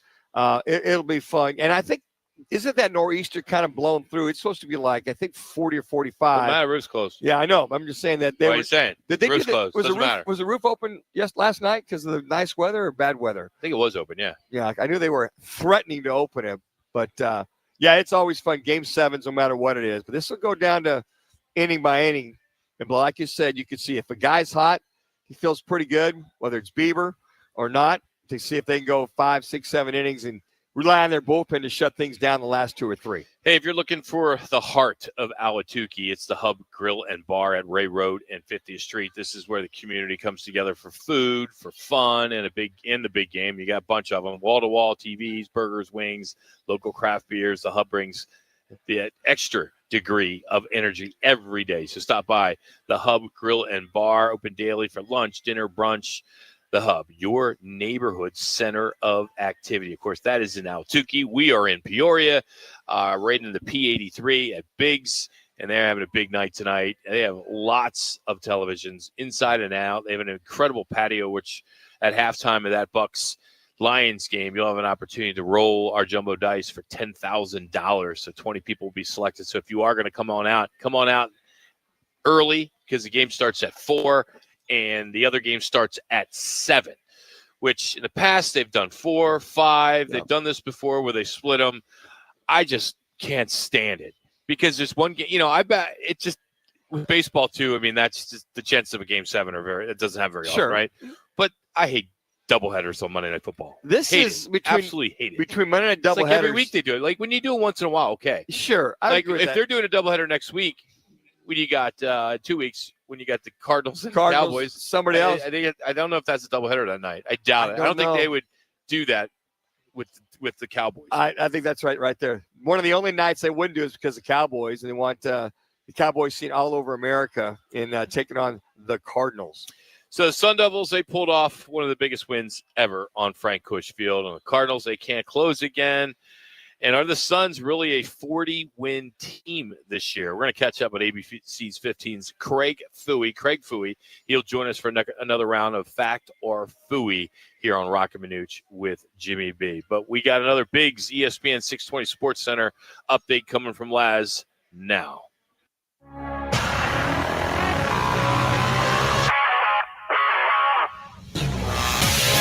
Now on to your Roc and Manuch with Jimmy B's ESPN 620 Sports Center update. I'm Matt Lazarus. The Arizona Cardinals dropped yet another one-score game on Sunday, falling to the Green Bay Packers 27-23. It marks their 5th straight loss heading into the bye week, a brutal stretch for Arizona, which now sits at the bottom of the NFC West. Meanwhile, it all comes down to Game 7 tonight in the ALCS, as the Seattle Mariners and Toronto Blue Jays battle for the American League pennant and a shot at the Los Angeles Dodgers in the World Series. First pitch is at 5:08. It's a Monday Night Football doubleheader at Biggs American Bar and Grill. We're live in the P83 district in Peoria, right across from the Peoria Sports Complex at 83rd Avenue and Bell Road. Their Monday night special is any draft mug for just $7. 2 big games tonight, Buccaneers at Lions and Texans at Seahawks. And at halftime of the Bucs-Lions game, 20 lucky fans will get the chance to roll the big dice for $10,000 in cash.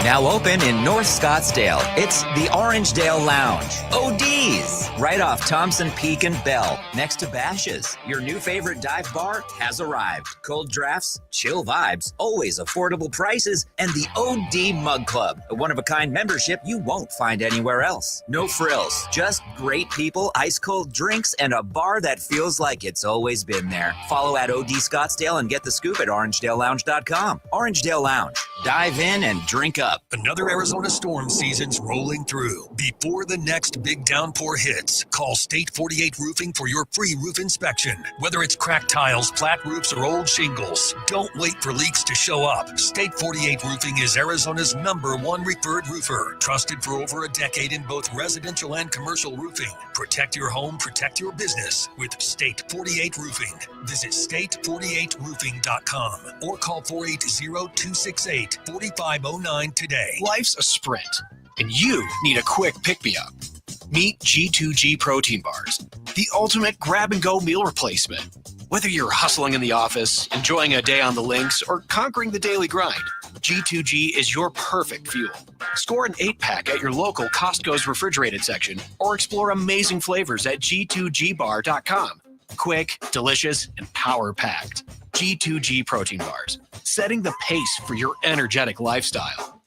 Chronic absenteeism is on the rise. Sophia A. absent. Julio M. absent. These absences are often due to the absence of crucial needs like food, transportation, and healthcare. Olivia H. absent. Preston L. absent. But site coordinators from communities and schools connect kids to the resources they need so they show up prepared and ready to learn. Jacob O. present. Visit communitiesandschools.org. Being present matters. Think you can handle a few drinks and still drive safely? Think again. Buzzed driving is drunk driving, and drunk driving can land you in serious trouble. In Arizona, there's zero tolerance for impaired driving. Even one drink can cost you thousands in fines and legal fees. Plus, take away your driver's license. So plan ahead. Use a designated driver or rideshare. Get the facts at drivesober.az.gov. This message is sponsored by the Governor's Office of Highway Safety. You wanted to be cool, which led you to smoking, which led to a pack a day. Then you met that special someone, which led to starting a life with them, which led to wanting to live longer, which led to quitting. Then you heard you may be at risk for lung cancer, which led you to getting a low-dose CT scan. If you smoked, get scanned. Talk to your doctor and learn more at savedbythescan.org. Brought to you by the American Lung Association and the Ad Council.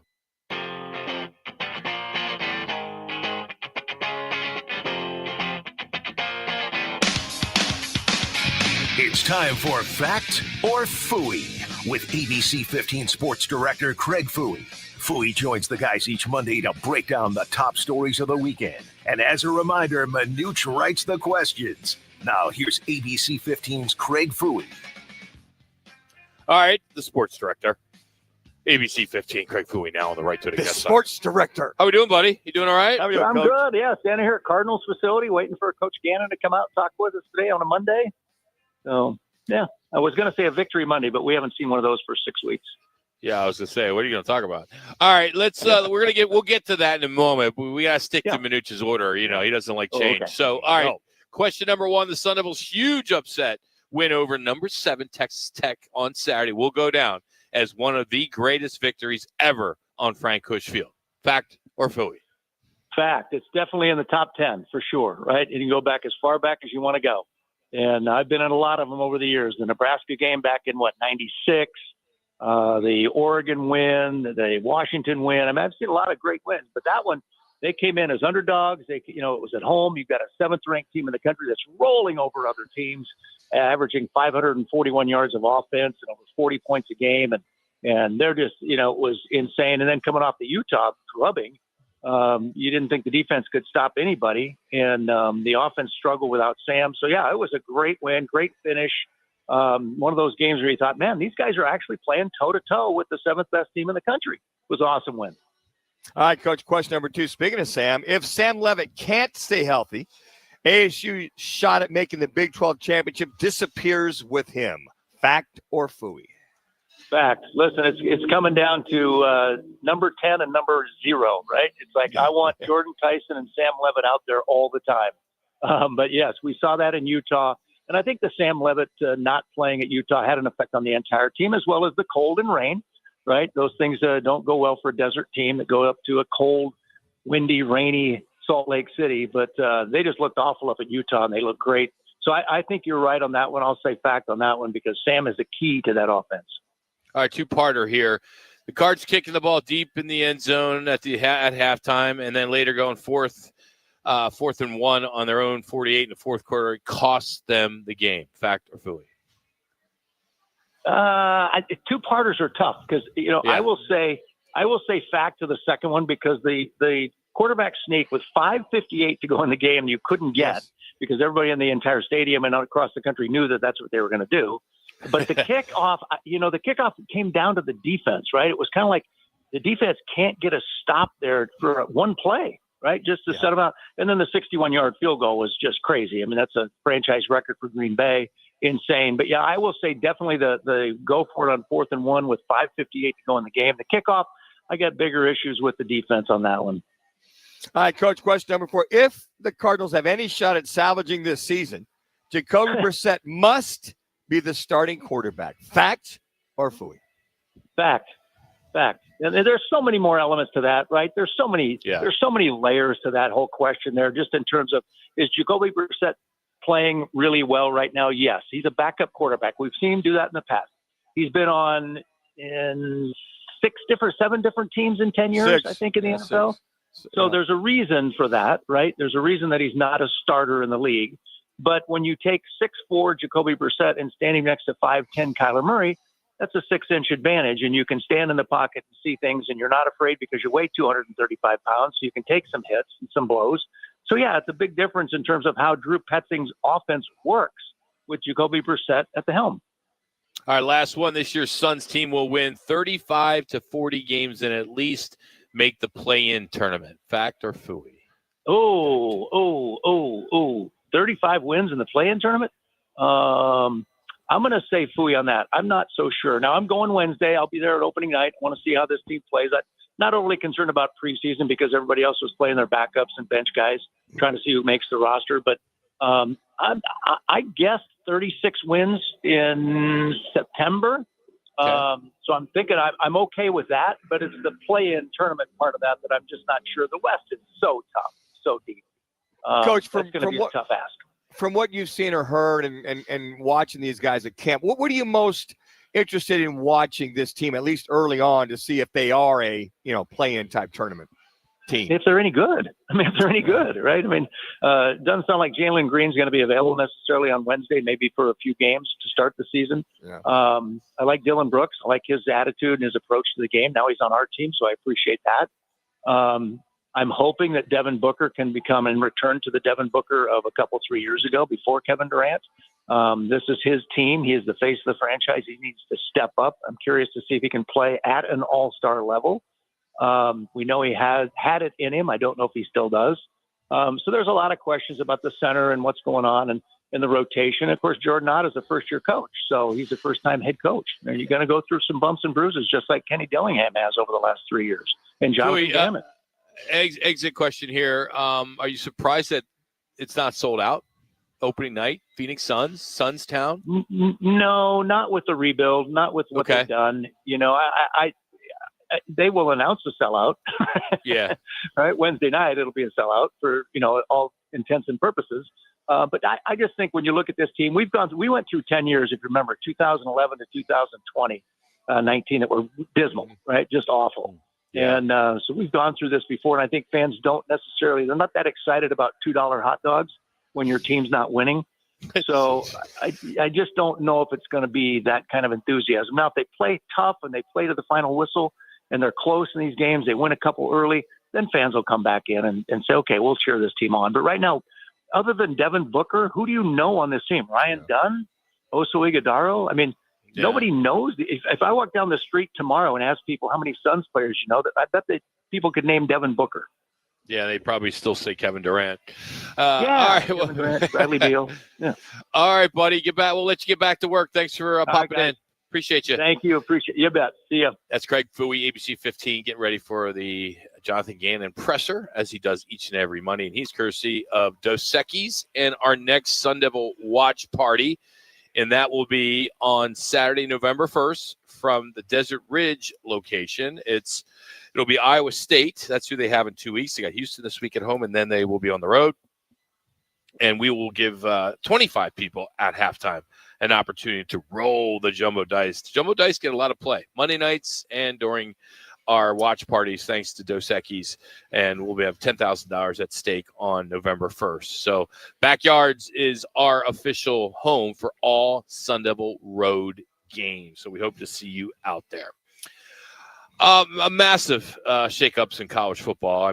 You got Florida firing Billy Napier, which we knew it was coming, but I didn't think it was going to come after a win. That normally doesn't happen. Yes. But they did. His buyout reportedly approaches like $21 million. And that is a high profile program. And I think they had to get out of it. They had to get him out of there because of the Penn State job. Yes. Because those two jobs are pretty much, would you say they're equal? Oh, yeah. Yeah. I think Penn State's kind of jumped the curve with them the last several years of being where they've at in Florida. But you look at two storied programs, and James Franklin, the former head coach of Penn State, listen to him on the morning show there, being shocked that they let him go after all that he's done. And I would agree, but something's amiss there. It just goes to show you the power of the almighty dollar is going to rule the roost, i.e. the boosters. And then there was also a meeting I read in reference to Florida State that Norvell is probably on the hot seat. I'm thinking for sure, but they're looking to maybe sit Jay tight. Norvell was fired with Colorado State. And so you're thinking, Mike Norvell there at Florida State, they're going to probably sit till the end of the season. But when you have Stanford beat you, I'm surprised he's still there today. But I think what they're looking at, you got Gus Malzahn as the offensive coordinator, that he could be, if they do let Norvell go, let's say they lose again this weekend, that being Florida State, that they would probably let him go. Hate to see anybody get fired, trust me. But Malzahn might step in as the interim head coach, much like Frank Reich's the interim head coach at Stanford, and then to see how he finishes up the season, kind of work things from there. The other thing you're seeing, too, which is very surprising, how about UCLA winning their third game in a row with Coach Tipper, filling in as the interim head coach, and Jerry Neuheisel as the offensive coordinator. He got himself a job. Big-time job. Yeah. I mean, for them to hang in there for that game and win that game and come back and win that game spoke volumes of the change of leadership and direction. But you're if right, you look Roc. at these jobs, you got Florida, Penn State, Oklahoma State, Virginia Tech, UCLA, Stanford, Colorado State. I think that's the order. Arkansas. Arkansas is always. Well, they got fired. Sims got fired, and you got Petrino as the interim head coach there. You know what I think? I think he's going to. I was just going to say they played so well to take everybody, even Texas, into overtime, and then the week before, what they've done, I think they hire him as full-time coach again. So I think they've scratched that itch at Arkansas. But your point, so many openings and I think Florida's the job. That'd be a hell of a job. All the recruits that you have. So who'd be? Where is there? If you were recruiting, like we were talking to Rudy Carpenter about the scenery, the atmosphere, the weather at Sun Devil Stadium, on Saturday. Penn State, the whiteout. All right, that's probably the best in football, but it's snowing, it's cold. Sure. Florida, beautiful campus. Yes. Oh, and not only that is you look at the national titles that Florida has won, and Penn State has not. Have they won any national title? I'm trying to think if they have. Not in this playoff era. BCS, not in a playoff era. Playoff era. They have not. And I agree with you, Roc. That Florida job, but I think what they want to do, I think James Franklin would be perfect with that Florida job because he'd have all those other athletes that he couldn't get at Penn State. And I think people fail to mention the outstanding job he and his staff have done as far as getting the top-notch coaches. I mean, hey, Ohio State's defensive coordinator left to go to Penn State this year to have a guy and coach those players up, where Florida, you got the money, you go to the portal, you can go and get your pick of the litter as far as quarterbacks, receivers, linemen. And I think at that point, Florida is just, out of all the jobs out there, that's the no-brainer of you can interview 5, 6, 7 coaches, even coaches that are still coaching right now. You could even poach a couple coaches that are out there. I mean, think of Freeman at Notre Dame. Think of some of those guys that you could go, hey, can we talk to you for just give us an out? Why would you leave Notre Dame? I'm just saying, that a team that can close the deal. Now, they were close to closing it last year, but Ohio State took them down. But I don't know. Like Notre Dame's, we don't have any private records. It's a private school. We have an idea that Freeman's got to be close to $10 million a year total package for the Notre Dame Fighting Irish and the fine Catholic world keeping him there. But you know what? You go to Florida and you go get that same kind of kid and then some, and top quarterbacks and top linemen, receivers. You not only have a chance once every 5 years, you got a chance every year to win that SEC and be that team that can go get those kind of players. That's the thing, SEC. I know it's tough. But you know what? I don't think Freeman – the only job I think Freeman would leave for is the Ohio State job because that's where he played. Sure, I could see that. By the way, Penn State won 82 and 86 with Joe Paterno. That's their only 2 titles. Here's 86 was Fiesta Bowl that they won. Yeah. No, the game that you brought up earlier, that UAB who fired Trent Dilfer last week – to go ahead and win that game against Memphis. That's the kids, right? Coming together. Yeah. That's matter of fact, I didn't realize this until last night. The young man that's coaching was Mortensen's son. Chris Mortensen's son is now the interim head coach at UAB that won that game. And I didn't realize that. I didn't put 2 and 2 together. They talked to him about if his dad was alive today, who he lost, was it last year to cancer? The improbable that they won that game. And I think you mentioned this last year, Roc, the excitement and, I don't know, the shot of energy when somebody gets fired. All of a sudden, players, for some reason, realize, it's go time. We better pick our game up, and we better pick it up. That was basically what they did to get those stops against Memphis. Truly incredible. So congratulations to the young Mortensen. I forget his first name, but he's Chris Mortensen's son that won that game, interim head coach for UAB. So Texas Tech, the Red Raiders, have officially banned their long-standing tradition of fans throwing tortillas onto the field. We got more on that, some penalties, and Stanford got fined. More Roc and Manuch with Jimmy B continues from Biggs. Need to feed a crowd? Let Venencia's bring the flavor to your next event. We know you have a lot of options when feeding a large group. Ordering directly from Venencia's means you get the best service and the absolute best pricing. There's no per-person fee. Just tell us how many people you need to feed, and we'll come up with the perfect plan to ensure everyone's well-fed and happy. Grad party, office celebration, family reunion. Invite Venencia's to the table. Text catering to 411-24/7. That's catering to 411-247 or Venencia's.com. Arizona's headquarters for Toyotas is Wright Toyota. Hey, Rock, for my friends at Wright Toyota in Scottsdale. You will always find the right deal at Wright Toyota. Wright Toyota has been driving Arizona's home for years with their amazing service, pricing, and great selections. I encourage you to discover the difference at Wright Toyota. Make the right choice, Wright Toyota, just off the 101 on Frank Lloyd Wright Boulevard, and always online at WrightToyota.com. The right price, the right selection. Check out WrightToyota.com. Crest Insurance is about more than providing coverage. It's about creating your safety net, personal, reliable, and supportive. We offer access to a national network of trusted carriers. Whether you need home, auto, or business insurance, we're here to help with a personal touch that's close to home. With Crest, you're not only protecting what matters most, but also helping to build stronger, more resilient communities. Crest Insurance, service you can count on. There's never been a better time to experience Sun Devil football. Pressure coming, Levitt throwing for the end zone, and it's caught for a touchdown by Jordan Tyson. The Levitt to Tyson connection clicks again. Don't miss your chance to be a part of the action, tradition, and unmatched atmosphere at Mountain America Stadium this season.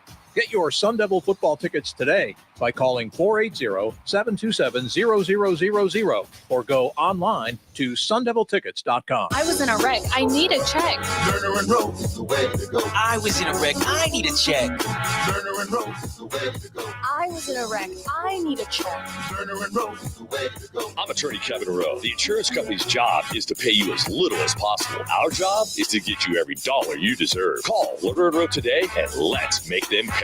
Call 977-1900. Lerner and Rose is the way to go. Call 977-1900. 977-1900.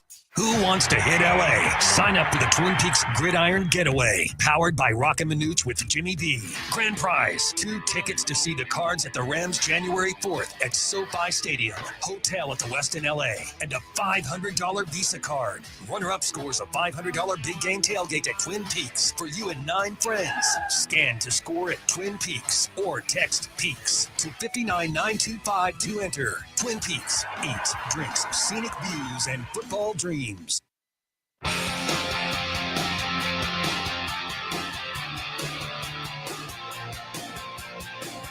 Roc and Manuch with Jimmy B live from Biggs at P83. Football on every TV, food and drink specials, and your shot at $10K in our Dice Roll Challenge. All right, we've reached week 9 of the college football season, and the number of unbeaten teams continues to just shrink. Only 6 remain perfect after all the upsets this past weekend. So your undefeated college football teams are BYU, Georgia Tech, Indiana, Navy, Ohio State, and Texas A&M. Those are your undefeated teams. Well, still even now, you'd think after 7 games, you know, you look at somebody that can they run the table? Is it Indiana? Is it Ohio State? Ohio State, I would think, has the best shot. And the numbers you threw out earlier about how many points they've scored versus points against is truly, you know, I would stop short of, is this team better than last year's team? It's pretty damn close on the defensive side, what they've done. And then on top of it, you lost your defensive coordinator. But you got, you know, pretty much Patricia has taken over as far as that's concerned. But I mean, yeah, and then you got those teams like the Alabamas and Georgias. Speaking of Alabama, if you think about it, they were calling for his head. That's amazing. 4 weeks ago, after the first game. Yeah, it's just there's going to be a change. And everybody, you Alabama fans are freaking out. Like, you want to fire your coach. The boy, you're out. You're out. You're out. Or how about this? Come on. The cry for some of the alumni say, we need you to contribute more money. We're Bama. We can't have a loss. And I laugh when I say, wait a second. You've got a lot of money. You're keeping up with the Joneses. And I think the only thing that resonated is when Nick Saban lost a couple of guys to Texas A&M because he got outbid. And he's like, you know what? The bid up, and this is 5 years ago, the whole thing about teams bidding up for certain players, and Jimbo Fisher and those oil guys in Texas outbid him for I think 2 or 3 recruits. And there was Nick Saban crying the blues. We got to raise the money. We got to get this done. And that resonated, and they've got plenty of money. Trust me, Bama's not poor or in the poorhouse. And I would doubt that A&M's got any more money than you don't. But they were like, we got to raise more money to get these athletes on this Alabama team. And for Penn State, they defeat Northwestern after James Franklin gets canned, right, Manuch? Yes. And you look at some of these teams. We talked about UCLA. They reeled off 3 straight since they fired Deshaun Foster. UAB, they upset number 22 Memphis less than a week after Trent Dilfer got his pink slip. I still am a little not. I'm a Penn State fan. I grew up somewhat of a Penn State fan. I still don't like the firing of James Franklin. I would agree with that. And then I just don't. Especially you saw him on game day, and he laid it out. He's a class act. He's class act. He laid it out. He's sitting there with $40 million plus. But I just think that they made a bad decision there. That program's going to be set back a couple of years. What did it mean when Nick Saban totally shot them down, too? He was great about, they were loved wrong. it when he did that. They were wrong to fire you. What you have done to bring that program out of the doldrums the last 12 years to go get top-notch athletes. And you brought this up earlier, Roc, with the weather and the cold and playing there to go get some of the best athletes, 4- and 5-star athletes, to compete against. You're competing to get those athletes, as you mentioned, Florida, USC, Alabama, LSU, and you get them at Penn State, speaks volumes of the head coach and the kind of staff that he had. And Allaire, how about Allaire, your quarterback, even though he got hurt, he had a chance to move on, but he decided to stay. He believed in James Franklin. Look what they did last year going to the playoffs. They were on their way again. He gets hurt. They have a couple of bumps in the road. And they're that quick to fire him. And I thought what Nick Saban did, he nailed it. And I said, touche, Coach Saban. You probably put him much right there in place of good luck trying to find somebody that's going to go in there and try to get those athletes that James Franklin had. And everybody else was saying, well, he's lost all these big games and top games. Guess what? He's there. At least he's in the ballpark to take on some of these big teams and get you in the top 10 year in and year out, and then get you to the playoffs year in and year out. Yeah, I liked what he said because I thought we were going to win national championships there. We were close. The goal hasn't changed. We're going to go win a national championship somewhere else now.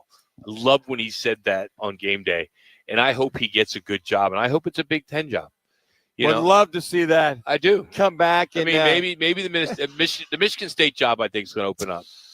Yeah, I think it will again. I mean, it's been that may open up and he'll get fired, but I think PJ Fleck's the guy.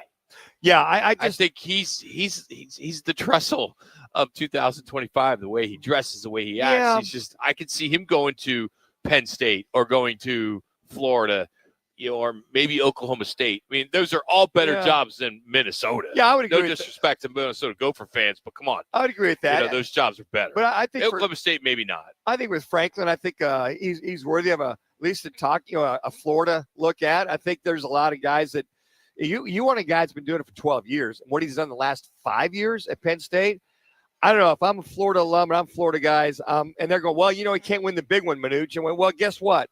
He'll get you there, but with the kind of athletes that you guys get there versus what I had to work with at Penn State, I think he feels pretty confident he could do that if you're to go to Florida. And I agree with you. Oklahoma State doesn't do much for me. Michigan State doesn't do much for me. I think Arkansas, I think Petrino's going to be the guy that's going to get named again as a head coach. Why wouldn't you? They've played so well. And, you got Texas, who I thought would beat them by 11.5. That was my lock of the week to fall to no avail. They got to go to overtime to beat that Arkansas team. So that's an inspired program with Petrino. So Texas Tech, the Red Raiders, they banned their tortilla throwing tradition at their football games after fines and the conference, some scrutiny there as the school was, I guess, penalized 15 yards. There were some penalties that were for 15 yards for these things ending up on the field. So I hadn't that heard sucks. That. You know, I sat there and just bad game day culture there if these kids are just dumb to throw this stuff out and it's going to hurt the team. Well, do it at the end of the half or do it at the end of the game if there's a win. But you don't do it during play and get a 15-yard penalty. What a waste of food as well. Too. Oh, come on. I mean, they're tortillas. Okay, so what? But I mean, it's different. It's not like you're throwing chicken wings. Throw them in their cellophane, the wrap, throw it out there, and you collect them and take it to the local food bank for crying out loud. I mean, they're out there. By the way, I heard that a couple of them came flying out of the top of Mountain West Stadium, Frank Kush Field. They said there were several that made it to the field like, Frisbees. People threw them out there. But they do move pretty good. they do. Yeah. But, I was like, well, if you're going to do it, keep them in the cellophane. Let them collect it, take it to a local food bank. What a waste of food to throw those bad boys out there. I know it's flour, but exactly. It's not like. But I love tortillas. I'm a flour tortilla guy. Okay, but they're what? $1.50 for 20 of them or a dozen? I mean, they're pretty cheap. Flour's cheap. Flour or corn for you? I don't care. I like the flour tortilla. Good for them. Save that food. Shohei Ohtani, he puts on one of the greatest performances of baseball history.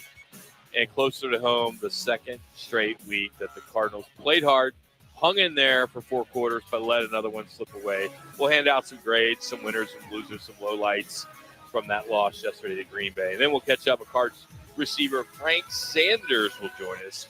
And what's really behind these late game collapses, and can they fix it after this bye week? So that's all coming up live from the Biggs American Bar and Grill in Peoria, where the West Valley goes for football. You can find us here on ESPN 620, 98.7 HD-2 on FM.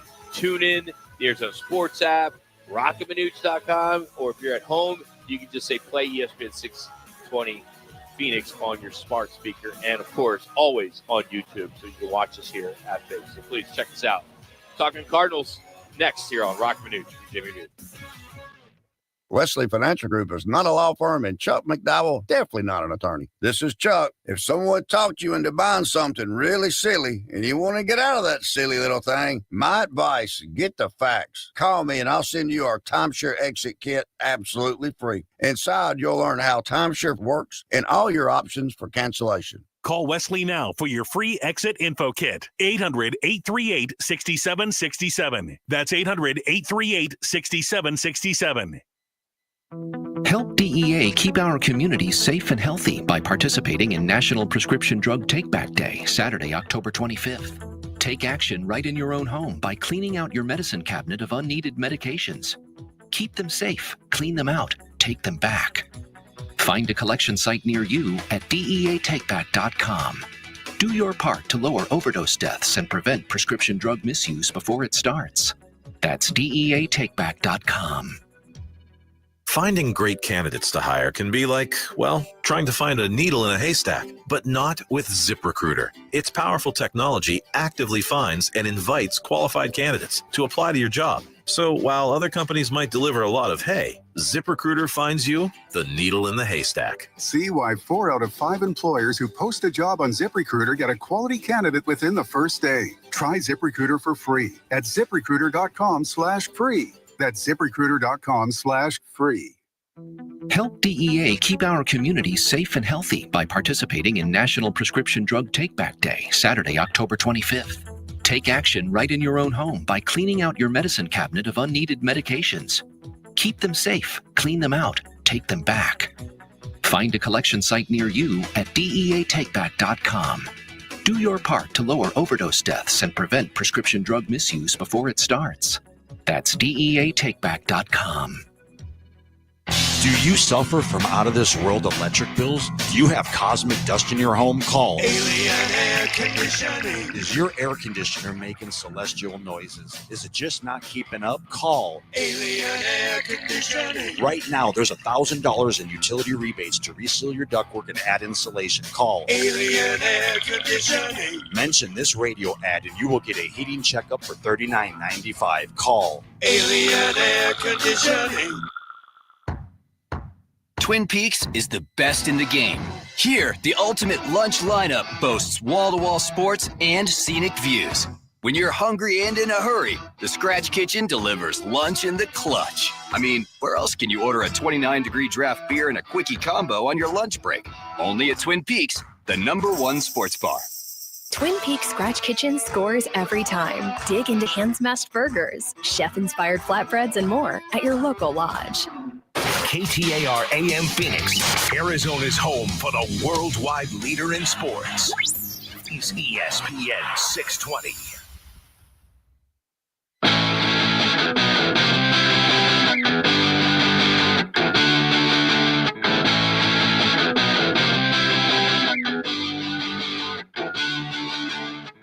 Roc and Manuch with Jimmy B live from Biggs at P83.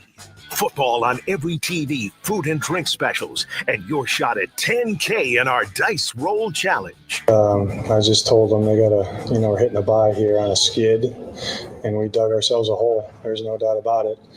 We're gonna have to dig ourselves out of it, and it's gonna be us that does it. So, gotta get reset, rest up, mentally, physically, emotionally. We gotta reset ourselves, and then we'll come back to work. Jonathan Gannon, of course, yesterday after the loss to Green Bay. I heard the big ESPN voice guy say football on all the TVs. Tonight, there'll be a football on most of the TVs, but of course here at Biggs, they'll have Game 7 of the ALCS. All right, here we are. Better yet, Cardinals once again in a position to win. 5th straight loss by 4 points or fewer. Same issues keep surfacing. Pass protection, inability to close, defensive breakdowns, says it all right there. There is promise, though. Brissett, McBride, the supporting cast there, not bad. Got to question some of these decisions that these coaches are making. Even someone who didn't play the game, I can watch this and say, 4th and long, a long one, you say. A long one. Yeah. But here you have a bye week coming. I mean, what are you going to do? You're going to work on fundamentals? Is that what you do during a bye week like that when you're 2-5 and you're making these mistakes? You'll probably give them they'll probably have off until like Thursday, come back on Friday, kind of get back in the weight room. Kind of have to, right? You have to, yeah. I mean, you can't just blow this off. Hey, guys, go take the week off. Go to Cancun? Yeah, whatever. Where all the other guys go to? Rockets, you're down to your 4th, 5th running back. You got to get that short up. Maybe bring somebody else in. Tight ends are fine. Receiving core seems to be fine. Offensive line needs a lot of work. We saw that. It is. We said this in the offseason. When we were talking about Monty Ossenfort, the general manager, and what he needs. Us is just armchair, GMs. Let's get more butt guts, and let's get some receivers. Mm-hmm. And what are we seeing this year? They having trouble with pass protection, and at least Harrison Jr. and St. Jones are at least somewhat out there. Yeah, and Michael Wilson, they can still use another guy. He's had some good catches. He's had some decent games. I think Greg Dortch, he's pretty much more of a return guy. They're not really utilizing him that much. I thought Bam Knight, for him running the ball, he's doing well. He's doing well. Yeah, and they're very fortunate to have a Bam Knight, Carter. Matter of fact, Bam Knight starting over Carter. But when you look at an all-world linebacker that you're pretty much single blocking on that last drive, why don't you have your running back staying in? Of course, Carter tried to stand a couple times, and he just got blown up. When you get an outstanding guy that pretty much just blows you up, and Micah Parsons, and what he did those last 2 drives for the Packers, that's that big-time guy stepping up big-time moments, making big-time players. Yeah. Cardinals don't have that guy. Yeah, There's only one Micah Parsons. There is. He's got a hell of a motor. But on top of that, they couldn't really get any pass rush per se on Jordan Love. Sweat, he got dinged in the thigh. So he was probably 50% on some of those pass rushes out at the end of the game. And then on 4th and 2, They go for it where they could have easily kicked the field goal and tied it up. And the play call, what a great play call. By the way, it was Jordan Love that talked LaFleur into going for it on that 4th and 2 because they set the field goal team out there. Yeah. They're going to tie it up. Okay, we'll have our defense try to get the ball back, go down and win with the field goal. I'm like, oh my gosh. Pelotas on Matt LaFleur. So I just wrote down, Manuch, and see if you would agree. I think most of you will agree on some of the positives. Okay? Let's just call them the winners, right? Sure. Trey McBride, hands down. Absolutely. 13 targets, 10 catches, 2 touchdowns. He was big. Of course, JB, Jacoby Brissett, he 279 yards, a couple touchdowns, no interceptions. He seemed like he had those big throws. He was poised. It's like he's been in all year round, right? Yes. He plays the part well, right? He looks like a seasoned vet the way he is. And I got that first half. I mean, we always see this team do well in the first half. They scored on 3 of their first 4 possessions. Yes. And that's what you want. They had the tempo. They had what they needed. They had the lead. They led in first downs and all that good stuff. And then the second or the last one, I had Budda Baker. He had 8 tackles. He forced a fumble on a key drive. He was one of the few defenders that was constantly around the ball. And that's the key right there. And I know you've got some injuries in that secondary, this Cardinals team, but you gotta figure out a way to help cover up your secondary. I really believe that's one of the reasons why Nick Rawls, the defensive coordinator, was unable to blitz a lot because he's got to protect his guys. He's got to protect his young corners, that are out there playing in this game. And you see some of those big plays that are out there. I mean, Dadrian Taylor Demerson, as I mentioned, on that 4th and 2, covering Kraft, it's a mismatch. Kraft comes off, leans inside, breaks it off. He's wide open, catches it on 4th and 2, gets out of bounds, stops the clock. But right now, they're dealing with a lot of injuries, and they're dealing with a lot of situations that you have a lot of young guys that aren't used to it or can't make the plays when they have to. And call it injuries, call it inexperience, call it all the above. I would have just thought that this team would have more on the defensive side. And to your point, if they don't get that field goal at the end of the first half, you look at this game, it's 13-3. Mm-hmm. It's 13-3. And everybody says, well, the defense has got to make that stop. Well, when you're playing prevent defense and you got guys 25, 30 yards back, why not bring the heat? They make that catch, it's a 25-yard gain, and the kid kicks a 61-yard field goal. By the way, the kid finally put Don the pads on, 2 weeks ago? That kicker was looking to go become a substitute teacher in Cleveland, Ohio. But those are the little things that you look at, and then I'm sorry. That ball's on your own 48. 4th and a long one. I disagree, man. You punt but that. But if they would have made it, okay, they win the game. Well, not necessarily. Possibly. Or if anything, they get another 3 points. Okay. If anything, I sit there and go, okay, punt it away, they take the ball back, but you're on your own 48. I mean, that's just asking for it. And with the Cardinals' luck, why tempt fate? Why not put the ball away and then give Green Bay got to go the length of the field, at least to tie you up. If anything, they tie you up versus forcing into a game-winning touchdown. So the season is on life support now, 2-5. And at 2-5, only 4 of 28 teams in this spot since 2020 have reached the playoffs. And I thought this was an interesting stat. According to Fox, Arizona is now the first team in NFL history to lose 3 consecutive games after leading by 7 or more entering the 4th quarter. Really? Wow. That's a double whammy right there. That's a double indemnity. Say that stat again. They've lost 3 consecutive games after leading by 7 or more entering the 4th quarter. That's that at that point. First team in history. First team in history. You figure at least even if you do stop the other team where they get 7, you get 3. And you're right, the way the offense was moving, and you saw them move several times in that second half, but again, they just could not get the kind of points or get the kind of movement in that 4th quarter. And a lot of that is, Micah Parsons. I mean, and that pass rush, Gary putting that kind of pass rush. He dominated. I mean, he went by Paris Johnson and like he was standing still. Went by the right tackle, Williams, like he was standing still. Hernandez got blown up a couple times. They just flat kind of woke up even though their plane was delayed 5 hours the day before, and all that going on. They had a lot of bad karma going on to lead up to that game. I think they need to put a big sign on State Farm Stadium just called Lambeau West. The fact that the Cards had to use a silent count at home, that is amazing. Is just horrible. Yeah.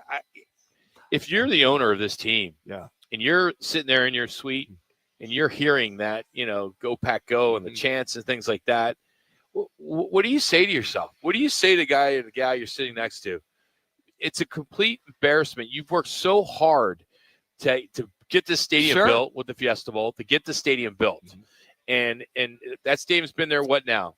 Since 20 years? Yeah, easy. What, 2005, 2006, something like that. And you're still a away team. Yeah, that's you think about that. I understand Packer Nation. I get it. They're big. Yeah. But that was just too much. I can't, that when that was going on, I sat there and thought, is there any other home team in the league that's going to go silent count? I can't think of one. The only one that I heard, the only one that I think is still having problems, but because their fans are just a little out there, is the Raiders. A lot of people go to Vegas. If your fan base, you're going to Vegas. I mean, if you're watching the Eagles game yesterday in Minnesota, there was a lot of green. There was a lot of green. But I think that the usual suspects, the Cowboys, the Eagles, the Giants, Steelers, Packers. I mean, you got 5 or 6 of the usual suspects. That's going to happen. But not to be. It's a silent count. I mean, that's. I've never seen that before. In fact, then to hear. I can't wait to talk to Frank Sanders about that. I'm like, hey, when you were playing Sun Devil Stadium, did you ever have to do a silent count? Well, we were both there watching that. I think that you look at this, not to have a 60-40 and then 60-40 where the away team is the one that's 60%, you're 40. Now, I know a lot of Cardinal fans have sold those tickets away. I doubt that they've sold those tickets. Yeah, to make some money. But if this team was, going in there at 4-2 versus 2-4, that they probably would not have sold those tickets.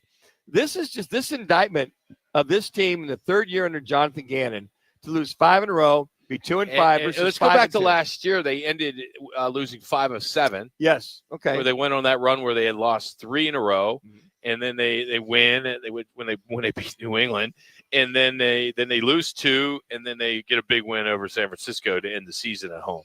But Jonathan Gannon they're not trending in the right way. So if that was 8 out of the last 10 they've lost going into last year. Yeah, that's not trending. And then think of this. The losses they've had in the division. Okay, so 49ers win, you have the Rams win, and then Seattle plays tonight. All of a sudden, you're 3 games back of first place. And then you look at your schedule, this Arizona Cardinals schedule with the week off. Look at who they've got to play. You're looking at the Cowboys, got Seattle, San Fran, and then Jacksonville, Tampa, and LA. I mean, your next 5 or 6 games, good luck. And winning those games. You'd have to win 8 out of the next 10, Rock, to go to the playoffs. Is that going to happen? So Jonathan wins 4 games his first year. Okay, you give him that one, right? He wins 8 last second, year. 8 and 9. And now you're 2 of 5, and to your point, could be 2 and 8. 2 and 8. Very easily. Yeah, this is not trending. That's fireable, right? Oh, absolutely. Yeah. You hate seeing somebody lose their job, but it's fireable. Well, they're not trending. They should be trending in a team. Third year. At least, exactly. That's my point right there. Yeah. Your third year, you should be ahead of the curve. You should be 5-2, 4-3 at the least in your third year. These are games in your third year. You should be winning these games at the end of the game versus losing 5 in a row. All right, it's Monday night at Biggs. There's a doubleheader tonight here at the Biggs American Bar and Grill, which is located in the P83 district here in Peoria, right across from the Peoria Sports Complex, the home of the Mariners. Mariners, of course, and the Blue Jays tonight right here on ESPN 620, so you can listen to that beginning at 5 o'clock. But if you are in the neighborhood, come on by and join us to watch that game as well as the 2 Monday night football games, as the Bucs and Lions will get going at 4, and then it's the Seahawks and Texans at 7. Halftime of the Bucs and Lions, you'll have a chance to roll the dice for $10,000. But right now, it's the time for the Monday Night Lock. This is the last time today you could do this. We'll take 3 callers, first 3 callers that get in with Connor at 602-230-0620, and all we want is the score, your prediction of the Bucks-Lions game. The Bucks-Lions game. Whoever's closest, you don't have to nail the score, just get close, and you win yourself a $50 gift card to Biggs. Again, that phone number is 602-230-0620, 230-0620. It's our Biggs Monday night tailgate lock. All right, our G2G protein bar game changer of the weekend. It's only one. It is only one. Typically, we all give us our, give you our top ones, but it's clearly Shohei Ohtani. That's all next here on Roc and Manuch with Jimmy B. Need to feed a crowd? Let Venencia's bring the flavor to your next event. We know you have a lot of options when feeding a large group. Ordering directly from Venencia's means you get the best service and the absolute best pricing. There's no per-person fee. Just tell us how many people you need to feed, and we'll come up with a perfect plan to ensure everyone's well-fed and happy. Grad party, office celebration, family reunion. Invite Venencia's to the table. Text catering to 411-24/7. That's catering to 411-247 or Venencias.com. Join the team at the largest towing company in the state, All City Towing. We're hiring dispatchers, call takers, lot attendants, drivers, and customer service personnel. Enjoy benefits like the state's most advanced towing equipment, set work schedules, a healthy 401k employer match, health benefits, employer paid life insurance, and a monthly fuel allowance. Ready to take your career to the next level? Visit us at allcitytowing.com. All City Towing, where your future is on the move. Rock for WrightToyota.com. At Wright Toyota, they'd like you to get to know them. Their goal is to make buying your next vehicle the kind of experience that earns your recommendation to family and friends. They invite you to use all of their innovative web tools on WrightToyota.com. So if you're looking for a new or pre-owned Toyota, head to their interactive website at WrightToyota.com. The right price, the right selection, all at WrightToyota.com. It's back. Sign up now for the Roc and Manuch with Jimmy B annual Pro Football Pick'em Contest, powered by all 5 Twin Peaks locations. Pick the winners each week, score great prizes all season long, and earn bragging rights until next year. And don't forget, the guys are live every Thursday from 1 to 4 to kick off your football weekend at one of the 5 Valley Twin Peaks lodges. It's free to play and easy to join. Just head to fanpick'em.com. That's fanpick'em.com, powered by Twin Peaks. Eats, drinks, scenic views, and your home for pro football. Staples presents That Was Easy. So my sandwich shop was opening in a week, and I needed signage. A week is plenty of time to panic. I went to Staples. They printed banners, posters, and flyers to promote my grand opening. All in time for your grand closing. Nope, I had it same day. I even got $125 off my order. Hold the onions. For all your business printing, Staples. That was easy. Now save up to $125 on custom print orders. In-store and online, same day if ordered by 12 p.m. Into 11/1 exclusions apply. Visit staples.com/print for details. I'm Ed Evans, CEO of Consumer Cellular. Ever wonder why Big Wireless wants you on an unlimited plan? They probably want you to cover the cost of those 20-somethings using all that data every month. But most people 50 and up like me only use 12 gigs or less. Don't get bamboozled by Big Wireless. Switch to Consumer Cellular. Our plans start at just $20, and we use the same towers as the big guys. Join the millions who choose something better, because if you're not using all that data, you're probably getting used. Call 1-888-FREEDOM or visit consumercellular.com/facts. Plans include $5 credit for auto pay and e-billing. See site for additional facts.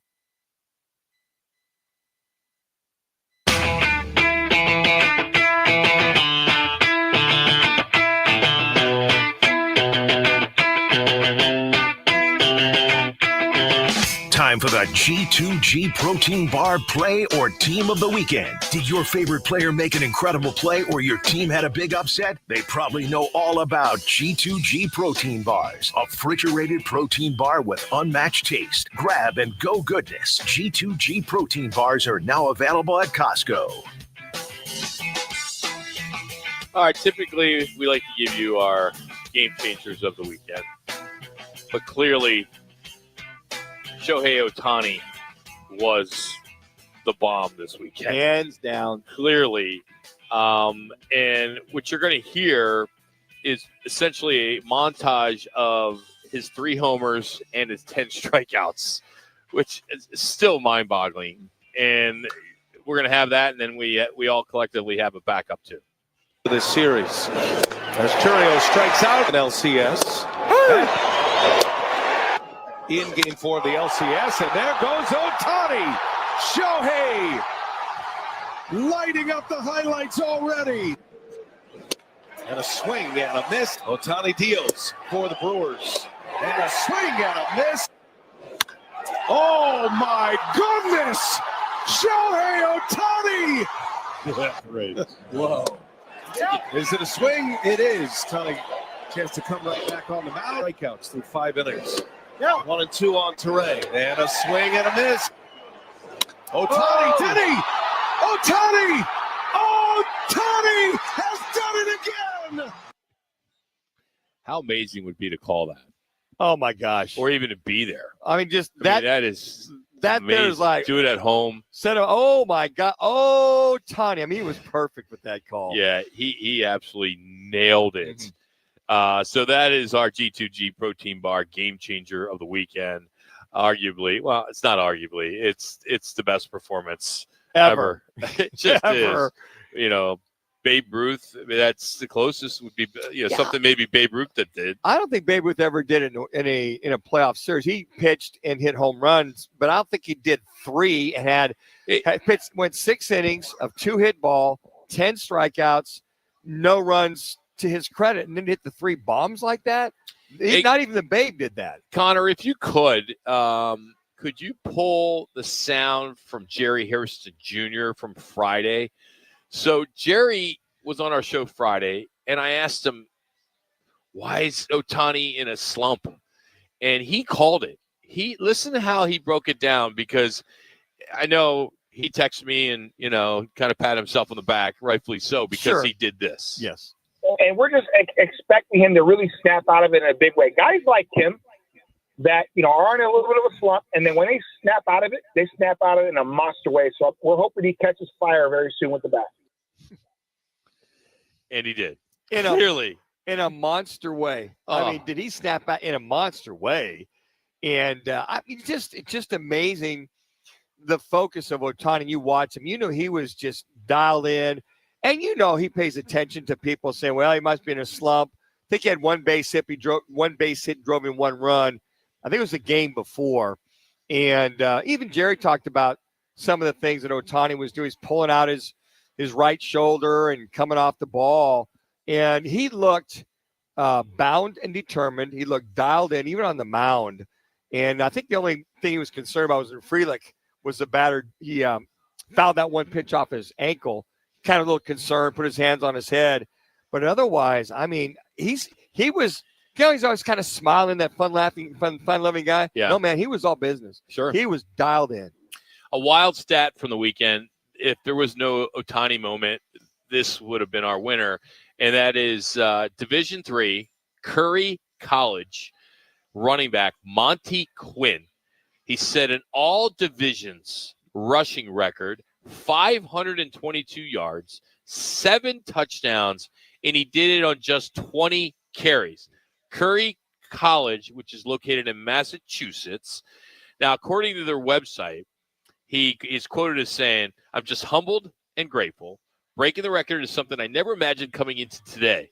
This is the part I love. The offensive line was dominating all game. Receivers were blocking like crazy, and the coaches put us in position to make plays. This belongs to all of us. I just happen to be the one carrying the ball. What a kid. What a good kid. This kid's like 5'9", 175, 180 pounds.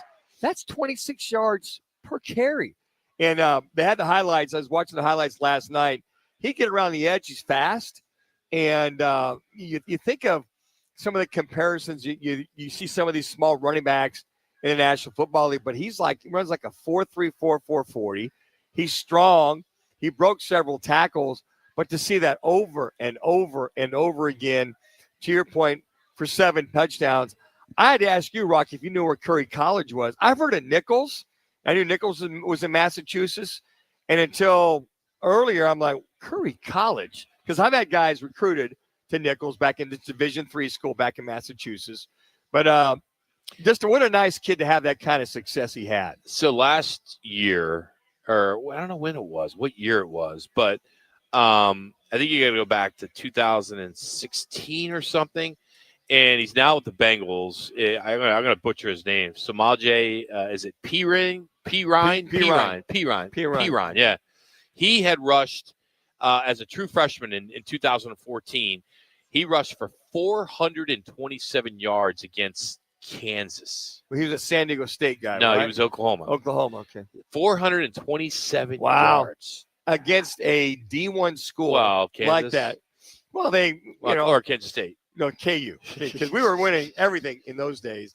Oh, yeah, I don't care if it's versus We mean you were winning everything in 2014. We were winning. We were Big 12. We were right there we were in the hunt for Big 12 championships right there in the middle. When you say winning everything, that would normally mean we were in the hunt. That would mean that you're literally winning championships. Well, we were in the middle of the Big 12 championships right there, vying for, but we've been consistent the last 10 years. Except for this year. 2014, you were 9-4, 7-2 the Big 12 under Bill Snyder in his 23rd year. 7-2. You weren't there. We're in the thick of it. Let's put it that way. But I mean, I don't care if you're any kind of D1 school, something like that. I mean, that's huge. It's huge. I mean, that's just like, and then for P. Ryan, but this kid, what he did, you still sit there and go, it's hard for a lot of guys to do that versus it's nobody. P. Ryan. Yeah, okay. P. Ryan. Yeah. All right, for the second straight week, Cards played hard. They hung in there, but they let another one slip away, I should say. What's really behind these late game collapses? Can they be fixed? We're going to catch up with Cardinals receiver Frank Sanders, who will break it down next. Also want to ask him if he's ever been part of a silent count during a home game at Sun Devil Stadium. We'll start with that. But here's Laz with your ESPN 620 Sports Center update.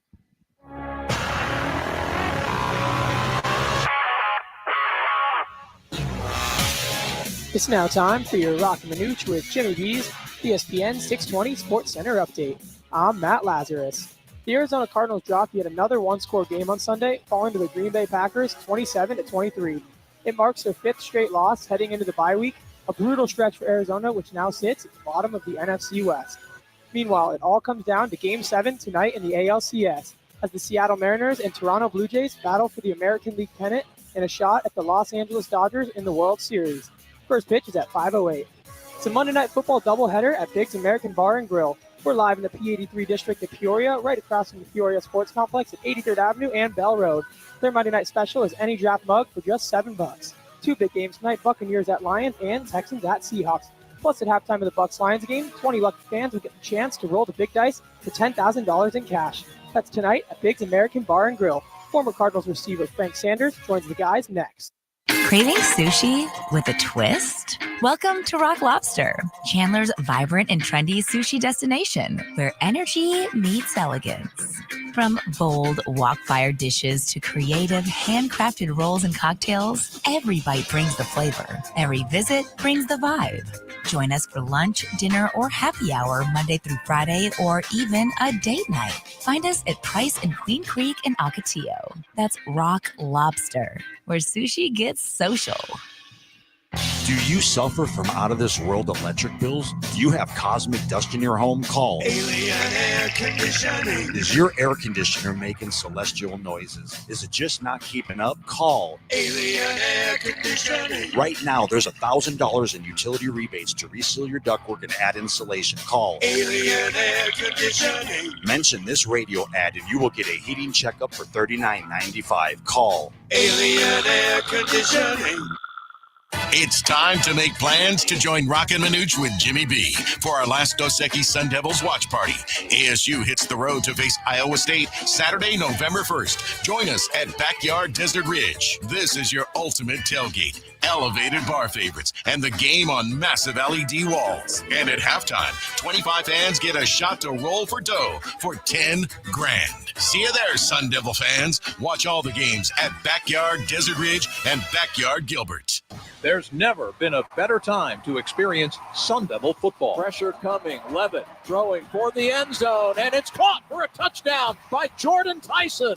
The Levitt to Tyson connection clicks again. Don't miss your chance to be a part of the action, tradition, and unmatched atmosphere at Mountain America Stadium this season.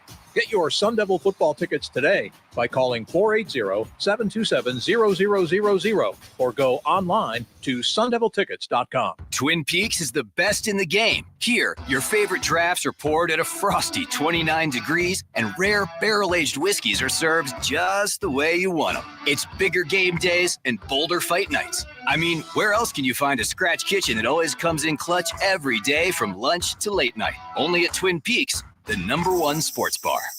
Twin Peaks Scratch Kitchen scores every time. Dig into hand-smashed burgers, chef-inspired flatbreads, and more at your local lodge. Every student deserves choices in their education. This fall, choose the way you learn. Choose flexibility and personalized support. Choose a cutting-edge, award-winning curriculum. Choose Primavera Online, and you'll be choosing a school that's nearly 25 years strong and can give you a high-quality online education. We're tuition-free, accredited, and now enrolling grades K to 12. Enroll at ChoosePrimavera.com. That's ChoosePrimavera.com. Mondays belong to Roc and Manuch with Jimmy B. Live from Biggs America Bar and Grill in Peoria. The guys broadcast every Monday from 1 till 4, right in P83, across from the Peoria Sports Complex at 83rd Avenue and Bell. Then stick around as they host that night's football game. Food, drinks, prizes, and a shot at cash. That's right. Each week, 20 fans get a chance to roll the dough for $10,000. $10,000 Mondays. Biggs Roc and Manuch with Jimmy B. Be there. At Crest Insurance, we believe great insurance starts with great relationships. For years, we've been protecting businesses, families, and futures with the care and expertise you deserve. Our team knows what it takes to provide personalized solutions for your needs. We're here to make insurance simple, reliable, and stress-free.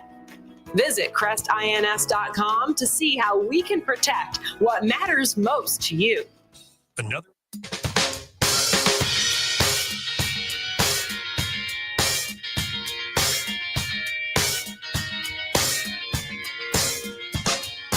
Back with Roc and Manuch with Jimmy B at Biggs American Bar and Grill. Football, big screens, big flavors, and prizes all night. Snap to Brissett. 3-step drop. Looks left, throws left. Caught it right at the 5. He's hit at the 1, but he bounces off a defender into the end zone for the Cardinal touchdown. All right, another gut punch Sunday. This time, Lambeau West, as the Cards controlled the game most of the way, but once again couldn't close. 5th straight loss. All the familiar storylines. I can only imagine what is going on in that locker room. There's got to be a lot of doubt going on right now. I don't care how you spin it. Those guys, find a good fight. They're doing all they can. There's got to be some discouragement, especially when they know it's ahead of them. You got Dallas, you got Seattle, you got the Rams, San Francisco. Rams are looking good. And Jacksonville's either up or down. Yeah. I mean, you just right now, I've been in this kind of a locker room. It's, you know what, guys, we got to suck it up. Let's do the best we can. And you don't really allow any doubt to creep in. You're going, okay, shake it off. We know we're going to break through sooner or later. But I think some of the things that players are very realistic. They know where the blemishes are. They know where you don't have the talent. You know where you break down on a regular basis, but you just got to shake it off and figure, okay, let's have the week off. Let's try to right a lot of the wrongs. Let's get some rest. Let's get healthy. Let's come out of the chute. And you better be ready to go because you're going to be out in front. Your keister is going to be in the wind on national TV on Monday Night Football at the Dallas Cowboys. And anytime the Cowboys are on Monday Night Football, I don't care if you're a Cowboy fan or not, because Cowboy fans that don't like, Cowboy fans. You're watching because you want them to lose. Exactly. So the Cardinals, that was a must win this last weekend. This team is trending downhill. I think that they've got a snowball's chance in hell to go ahead and make the playoff. If they would, it'd be a modern miracle. You mentioned earlier. Teams have started off 2-5 since 2020. I think 4 have gone to the playoff. 4 of the 28. Yeah. But that was they had all their starters. Everybody was healthy. They rebounded. Right now, you got your 3 top running backs out. You got one of your tight ends out. You got 6 cornerbacks out. Will Johnson, your top-notch corner, had 3 penalties yesterday. So you can't get a pass rush when you have to. There's a lot of stuff going on both sides of the ball. Now, mind you, I think the saving grace to take this team forward, even though they've lost 5 in a row, has been Jacoby Brissett. All right, let's advance the story, and it's the Monday of the 2 Dallas weeks from Cowboy now. game. Yep. I would say this. And he's not going. I would say big mistake, because what they're doing. Matter of fact, just in the third. Everybody, even in the bar yesterday. Okay, I mean, I watch games at Arena, and everybody in there is saying the same thing: keep Jacoby Brissett in there. He runs the offense so much better. That's it. He runs the offense. But he's also, but then there's the flip side is the same results. Doesn't matter who the quarterback is. But I will say this, but he can't play defense either. Okay. I think that what he's doing, third down conversion rate is up. Scoring is up. Offensive yards are up. How about this? Your all-pro tight end is scoring touchdowns in the red zone. Finally. We didn't see that last year. This team. Or earlier this year. Guys, even with your third and fourth and fifth string running back, you're scoring more points. The last 2 games, he has had you being Jacoby Brissett. He's had you in the games. You're having success from the pocket. How about this? 6 throws of more than 20 yards or more going down the field. You're seeing the field being stretched. You're seeing an offense that's being run like a NFL pro offense, which tells me I think Drew Petzing wasn't all about Drew Petzing. It was about the guy running it before him that wasn't getting the ball out, that being Kyler Murray. And even though he gets hit, he gets tattooed, he gets hammered, he's throwing the ball down the field. Do you think that Kyler Murray could take all these hits and shots and still be upright at the end of a game? I don't think so. Frank Sanders now joins us here on Roc and Manuch with Jimmy B. Frank, all years you played at Sun Devil Stadium, was there ever a time where you, as the offense there at Sun Devil Stadium, had a silent count? Home team, home game, silent count. Home game. Did you ever have that? Yeah. Yes. You did? You guys remember when we played? Yes. We played at Sun Devil Stadium, and sometimes there were fans that traveled a little bit better than our team at that time. Again, we were not just a winning team, but there was the Cowboys and the Raiders and Green Bay Packers and the Denver Broncos. They fans travel well. Everyone knows that. That's still to this day at any stadium, at any team, in any part of the country. You know that those teams travel well, and when they get there, their fan base is just as loud as they want to be. So sometimes we did have to use a silent count, unfortunately. Wow. I didn't know that. I thought it was the first time to that level, because yesterday it was just, I couldn't believe it. You know, these guys are on silent count. You go Pack, go. It's just all the chants they were doing. It was just craziness. If you're the owner, you got to be scratching your head saying, come on. We've been around since '88. We gotta do a better job at this. Now, you do want that, and I'm pretty sure Mike has tried to do everything in his power to cause the fan base to fall in love with his team. For us, the adjustments made with the team, with management. We got a brand new stadium, and the stadium is indoors, not outdoors anymore like it was at ASU back in the day. So there's so much you can do, but the only thing that cures any of that is winning. The winning is the only thing that will cure that, and right now we're not being able to do that with the team yet. All right, we have a poll question, and the question is, does this feel like a coaching issue, A, B, a talent gap, or C, just not knowing how to win yet? Of those 3, if you had to pick one, or you can take D, all the above. Can you give me the first one again? First one, coaching issue. Second one, talent gap, or just not know how to win. I would say a talent gap. I mean, when we look at our team, we have to look at it from this perspective. Number one, we don't have our starting quarterback. Number 2, we have at least 12 of our potential starters. I would say, let's say 10 of our potential active players that would have played that are on IR right now. Like, we have most of our secondaries on IR. Our 2 starting running backs are on IR. And when you look at it from that perspective, you have to say that we're missing all of our key components for the most part that we started the season with, believing that this would be the team. Right now, we're using Xavier Knight and not taking nothing away from him. We're also using guys. We're using Max Melton and Will Johnson, guys that we thought was going to play but not have to be starters. Our 2 first-round draft picks from our defensive tackle they're hit or miss right now, and so there's guys that are missing that this team is just not where we want it to be. Again, they're fighting. I think they're well coached. I think they're trying to put 4 quarters of football, but there are teams in the NFL, which we can look at yesterday, that is supposed to be the Super Bowl champs this year, and the Green Bay Packers, they have just a little bit something else extra in the tank that we just don't have right now, and that's because they got their star players. Mr. President, Okay, hold on so one second. Yeah, you got to take. Yeah, the good. president. Tell him I said hi. A big fan.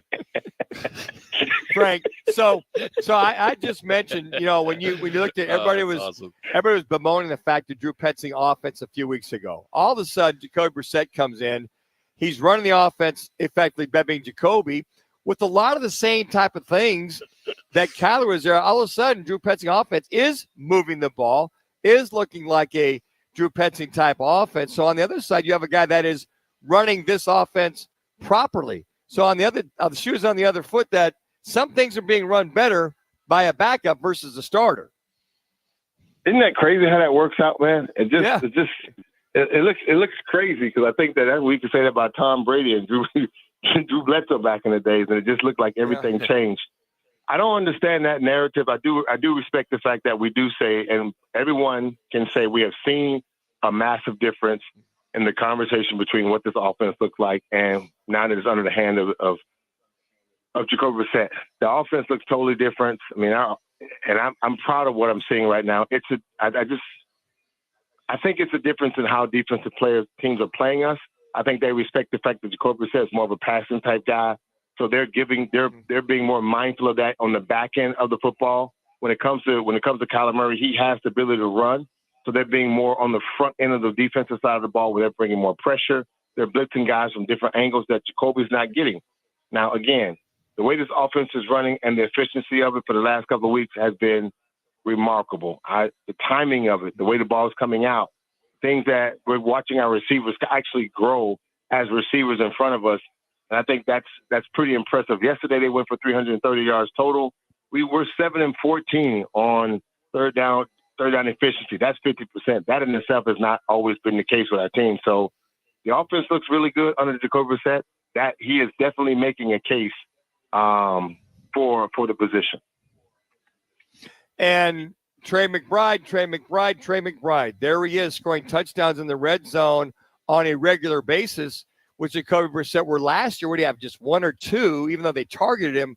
But I mean, you're starting to see your all-pro tight end more involved, and I think that's been helping this team in reference to third down conversions. Last 2 games there, Frank Sanders, third down conversions are averaging 45 to 50% versus 30 to 33% prior to the games prior with the other kid at the quarterback. Yeah, I know. That's the part where, that's why I say I go back and I've watched the film of the last couple of 4 games that we've been through, and I've gone back to watch it just to make sure. I want to see if they were doing some different blitzing packages versus Kyler, and which they did. I want to see what was Jacoby Brissett getting that Kyler wasn't getting. And he's getting more zone, not necessarily press man versus these guys. So there is zone stuff that's happening.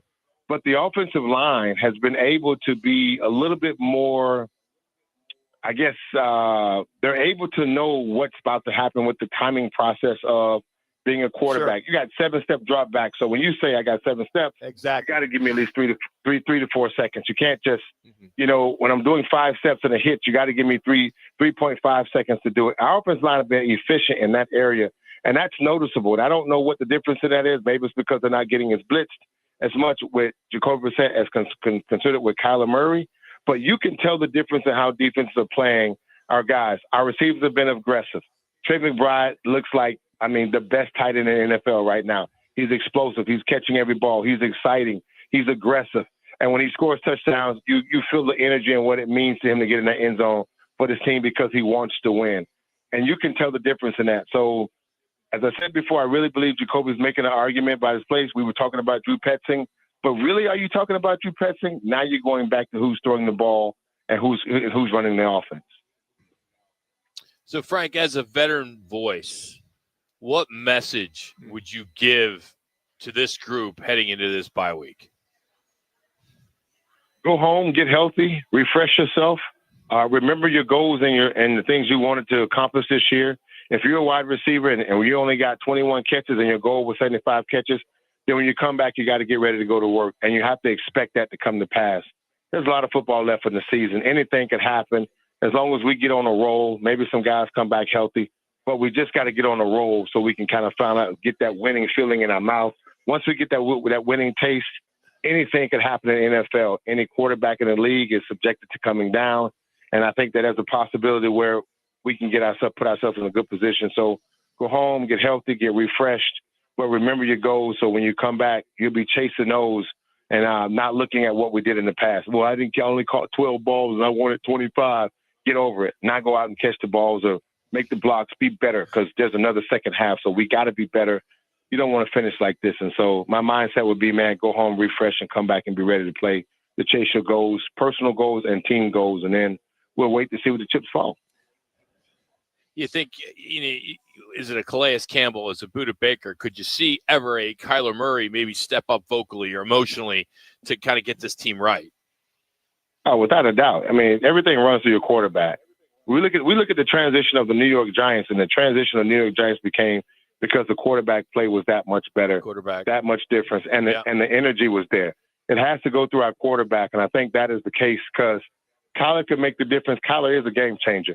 I mean, physically gifted in all abouts, but the way the offense is playing and running, he has to be able to go out and play great. So therefore, his voice, when he says something, it makes it's louder. It speaks louder. It carries more weight because it's about his play. Let's shoot, for example, real quick, guys. Tua in Miami has no voice right now because his play is terrible. But if he had said something at the podium and came back out this week and played better, then it might have had merit for what he said because he had played better. And they had won, but they didn't, and he looked terrible. So guess what? Shut the front door and get back and go home and come back and get ready to play. Same thing with Kyler. Look, if he has something to say, go say it, but make sure your play matches it, and then the guys will fall in love with that. They need a leader right now to finish the football game for 4 quarters, not 3, but 4. And if he does that, then they'll know what they have as a leader and somebody to believe in. I think Jonathan Gaines have Frank Sanders over there when these guys get back, Rock, to deliver that speech, that motivational speech. Get in there, right Frank. There. Get over there, Frank. Deliver the message, man. You got that in you. I'm doing it right now, guys. You know, look, I heard Jonathan talk today.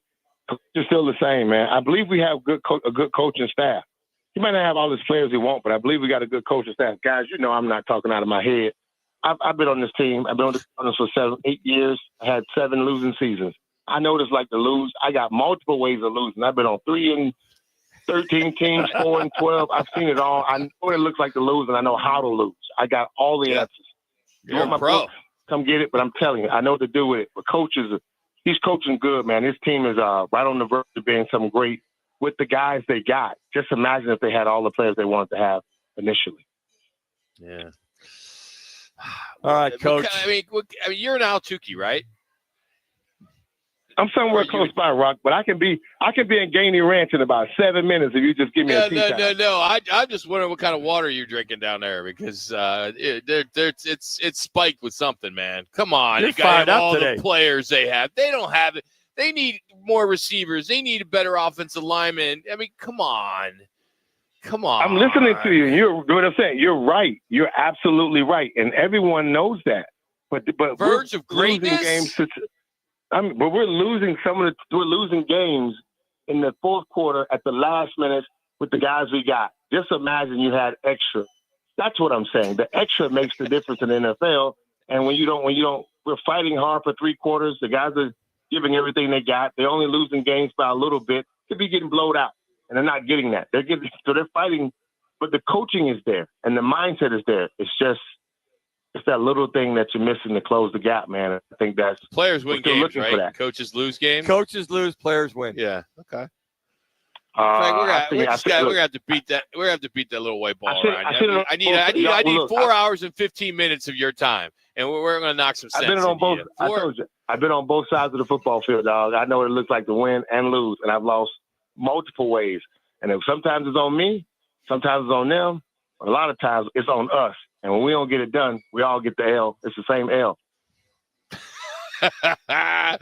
Frank, you have yourself a good week, buddy. Always a pleasure. Thanks for improving the program. We still love you, Frank. It's all good. He's an ambassador, and now he's a voice. So he's got to take the company line. You need to come down to that watering hole, man, somewhere on 48th and Warner, and you can drink some of that water too, gang. It's wonderful. You got to get some of that good water. Oh, man. We love you, Frank.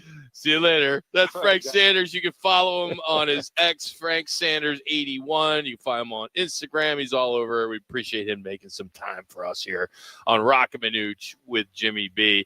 All City Towing. They are the largest towing company in Arizona and a place where your career can really move. They're hiring now, and they have great pay, benefits, a 401k, and so much more. Just check it out. allcitytowing.com, search careers. That's All City Towing, where your future is on the move. All right, our Learner Row 1 call. It's going to be a little difficult to listen to, but I think you'll understand it. It's Kenny Dillingham emotionally walking away from the Fox post-game interview. It's classic. That's next year on Roc and Manuch with Jimmy B. At Crest Insurance, we believe great insurance starts with great relationships. For years, we've been protecting businesses, families, and futures with the care and expertise you deserve. Our team knows what it takes to provide personalized solutions for your needs. We're here to make insurance simple, reliable, and stress-free. Visit crestins.com to see how we can protect what matters most to you.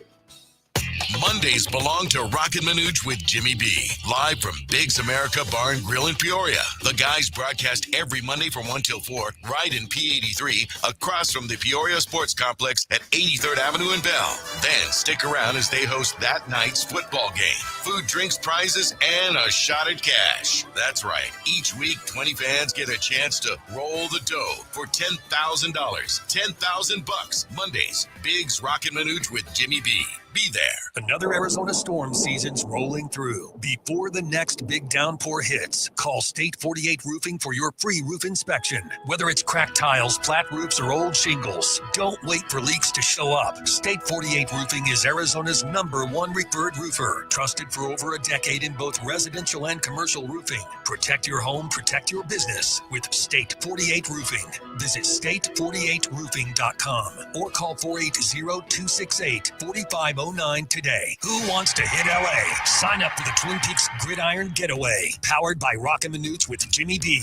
Grand prize, 2 tickets to see the Cards at the Rams January 4th at SoFi Stadium, hotel at the Westin LA, and a $500 Visa card. Runner-up scores a $500 big game tailgate at Twin Peaks for you and 9 friends. Scan to score at Twin Peaks or text Peaks to 59925 to enter. Twin Peaks, eats, drinks, scenic views, and football dreams. Hey, it's Kirk Herbstreit. On game day, great prep makes all the difference. Same goes for your pizza. That's why I go with Frigidaire Stone Baked Pizza Oven. Fresh pizzas go from dough to done in just 2 minutes. Whether you're throwing a party or squeezing in dinner between plays, this oven delivers hot, crispy, restaurant-quality pizza right from your kitchen. Only from Frigidaire. Game-ready pizza. Get it today at the Home Depot. How doers get more done. From kickoff to cash out, ESPN Bet has the tools you need to score more on game days. Bet smarter with stats at your fingertips. Get personalized parlays built just for you. And with your fantasy team synced right in the app, you can back your squad. Right now, new customers get $100 in bonus bets when you bet $10. Sign up with promo code USL to get started. Must be 21 plus. Gambling problem? Call 1-800-GAMBLER. Terms and conditions apply. See app for details. Offer not available in New York.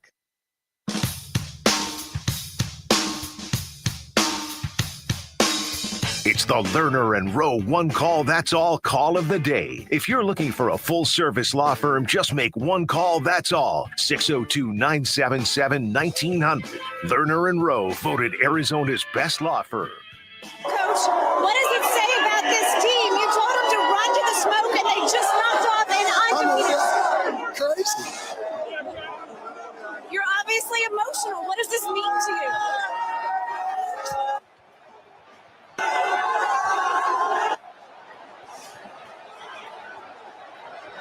And he walks away. I missed that. Oh my gosh! So he's in the crowd on the field. Sure. The Fox gals trying to interview him. He basically gave one word answer. She follows up with the emotion in question, and then he just kind of walks off. You could lose him in the crowd too. He's all of 5'8", 5'10". You know what? I wonder if he would get fined for that. Oh, I don't think. But he under would. circumstances, Yeah, I think that. I would hope not. You know what's interesting? But these crazier things are done In his the post-game, NCAA. in his post-game presser, we talked about Sam Levitt not being in the Utah game, and I thought it was interesting. He said, "Look, if we don't lose, if we don't lose that Utah game, we may not have won this game." He said, "We were embarrassed, we were upset, blah blah blah blah." And he goes, "If we beat that Utah team, we probably would not have beat Texas Tech because." And then we talked about it last week, the embarrassment, the way that things were shut down, the defense making all the mistakes. That defense came out and just flat. They shut them down. Yeah. And then without Sam Levitt, this team is not a playoff team without Sam Levitt. He was phenomenal. Just his heart and soul. And Jordan Tyson. Yeah, they both were Those guys are just, it's unfortunate. They'll be gone, but you might as well have fun while it lasts. And I think that's the reason why Kenny was so emotional. It's like to flip the script like that, and those kids to take that onus on themselves really hit home to him, and he expressed that in the presser afterwards. In a wreck, need a check, make one call, that's all. 602-977-1900. That is our one call, that's all. Our State 48 Roofing Get Your Call question today had to do with Shohei Ohtani. Was Shohei Ohtani's pitching and hitting performance in Game 4 of the clincher the greatest major league feat you've ever seen? And your two choices are yes, nothing comes close, no, too many to name. Too many to name? Yeah, you could. I think it's 100% yes. Yeah, that is 100% yes. You could look back at the only thing I could say that in a World Series or Championship Series, you'd have to fall back on Reggie Jackson's 3 home runs against the Dodgers. You look at that because there's been nobody, even going back to Babe Ruth, he didn't have this kind of World Series pitching. And then hitting 3 home runs, even going back. I sit there and think that would have been with the Boston Braves, Boston Red Sox that he pitched for. But to go 6 innings, 10 strikeouts, only 2 hits, of scoreless innings, and then go for 3 for 3, 3 home runs, 3 RBIs, 3-run score. You go across the gambit. I don't know if we'll ever see anything like that again, unless it's Ohtani 2 or 3 years down. Yeah, unless it's him. Because that was just kind of went wild. And then that second home run, that bomb he hit, I think it's still traveling. It's still going out of. Hey, tomorrow, guys, we'll catch up. Speaking of Major League Baseball, Bob Nightingale, USA Today columnist, talking about the World Series. We'll be set after tonight. We'll get Kevin Turner, sideline reporter for your ASU Sun Devils. Manuch's clipboard report. Bobby Mack, the Arizona Republic columnist, to talk about what the hell's going on with the Arizona Cardinals. Coming up here on the airwaves of ESPN 620 and 98.7 FM.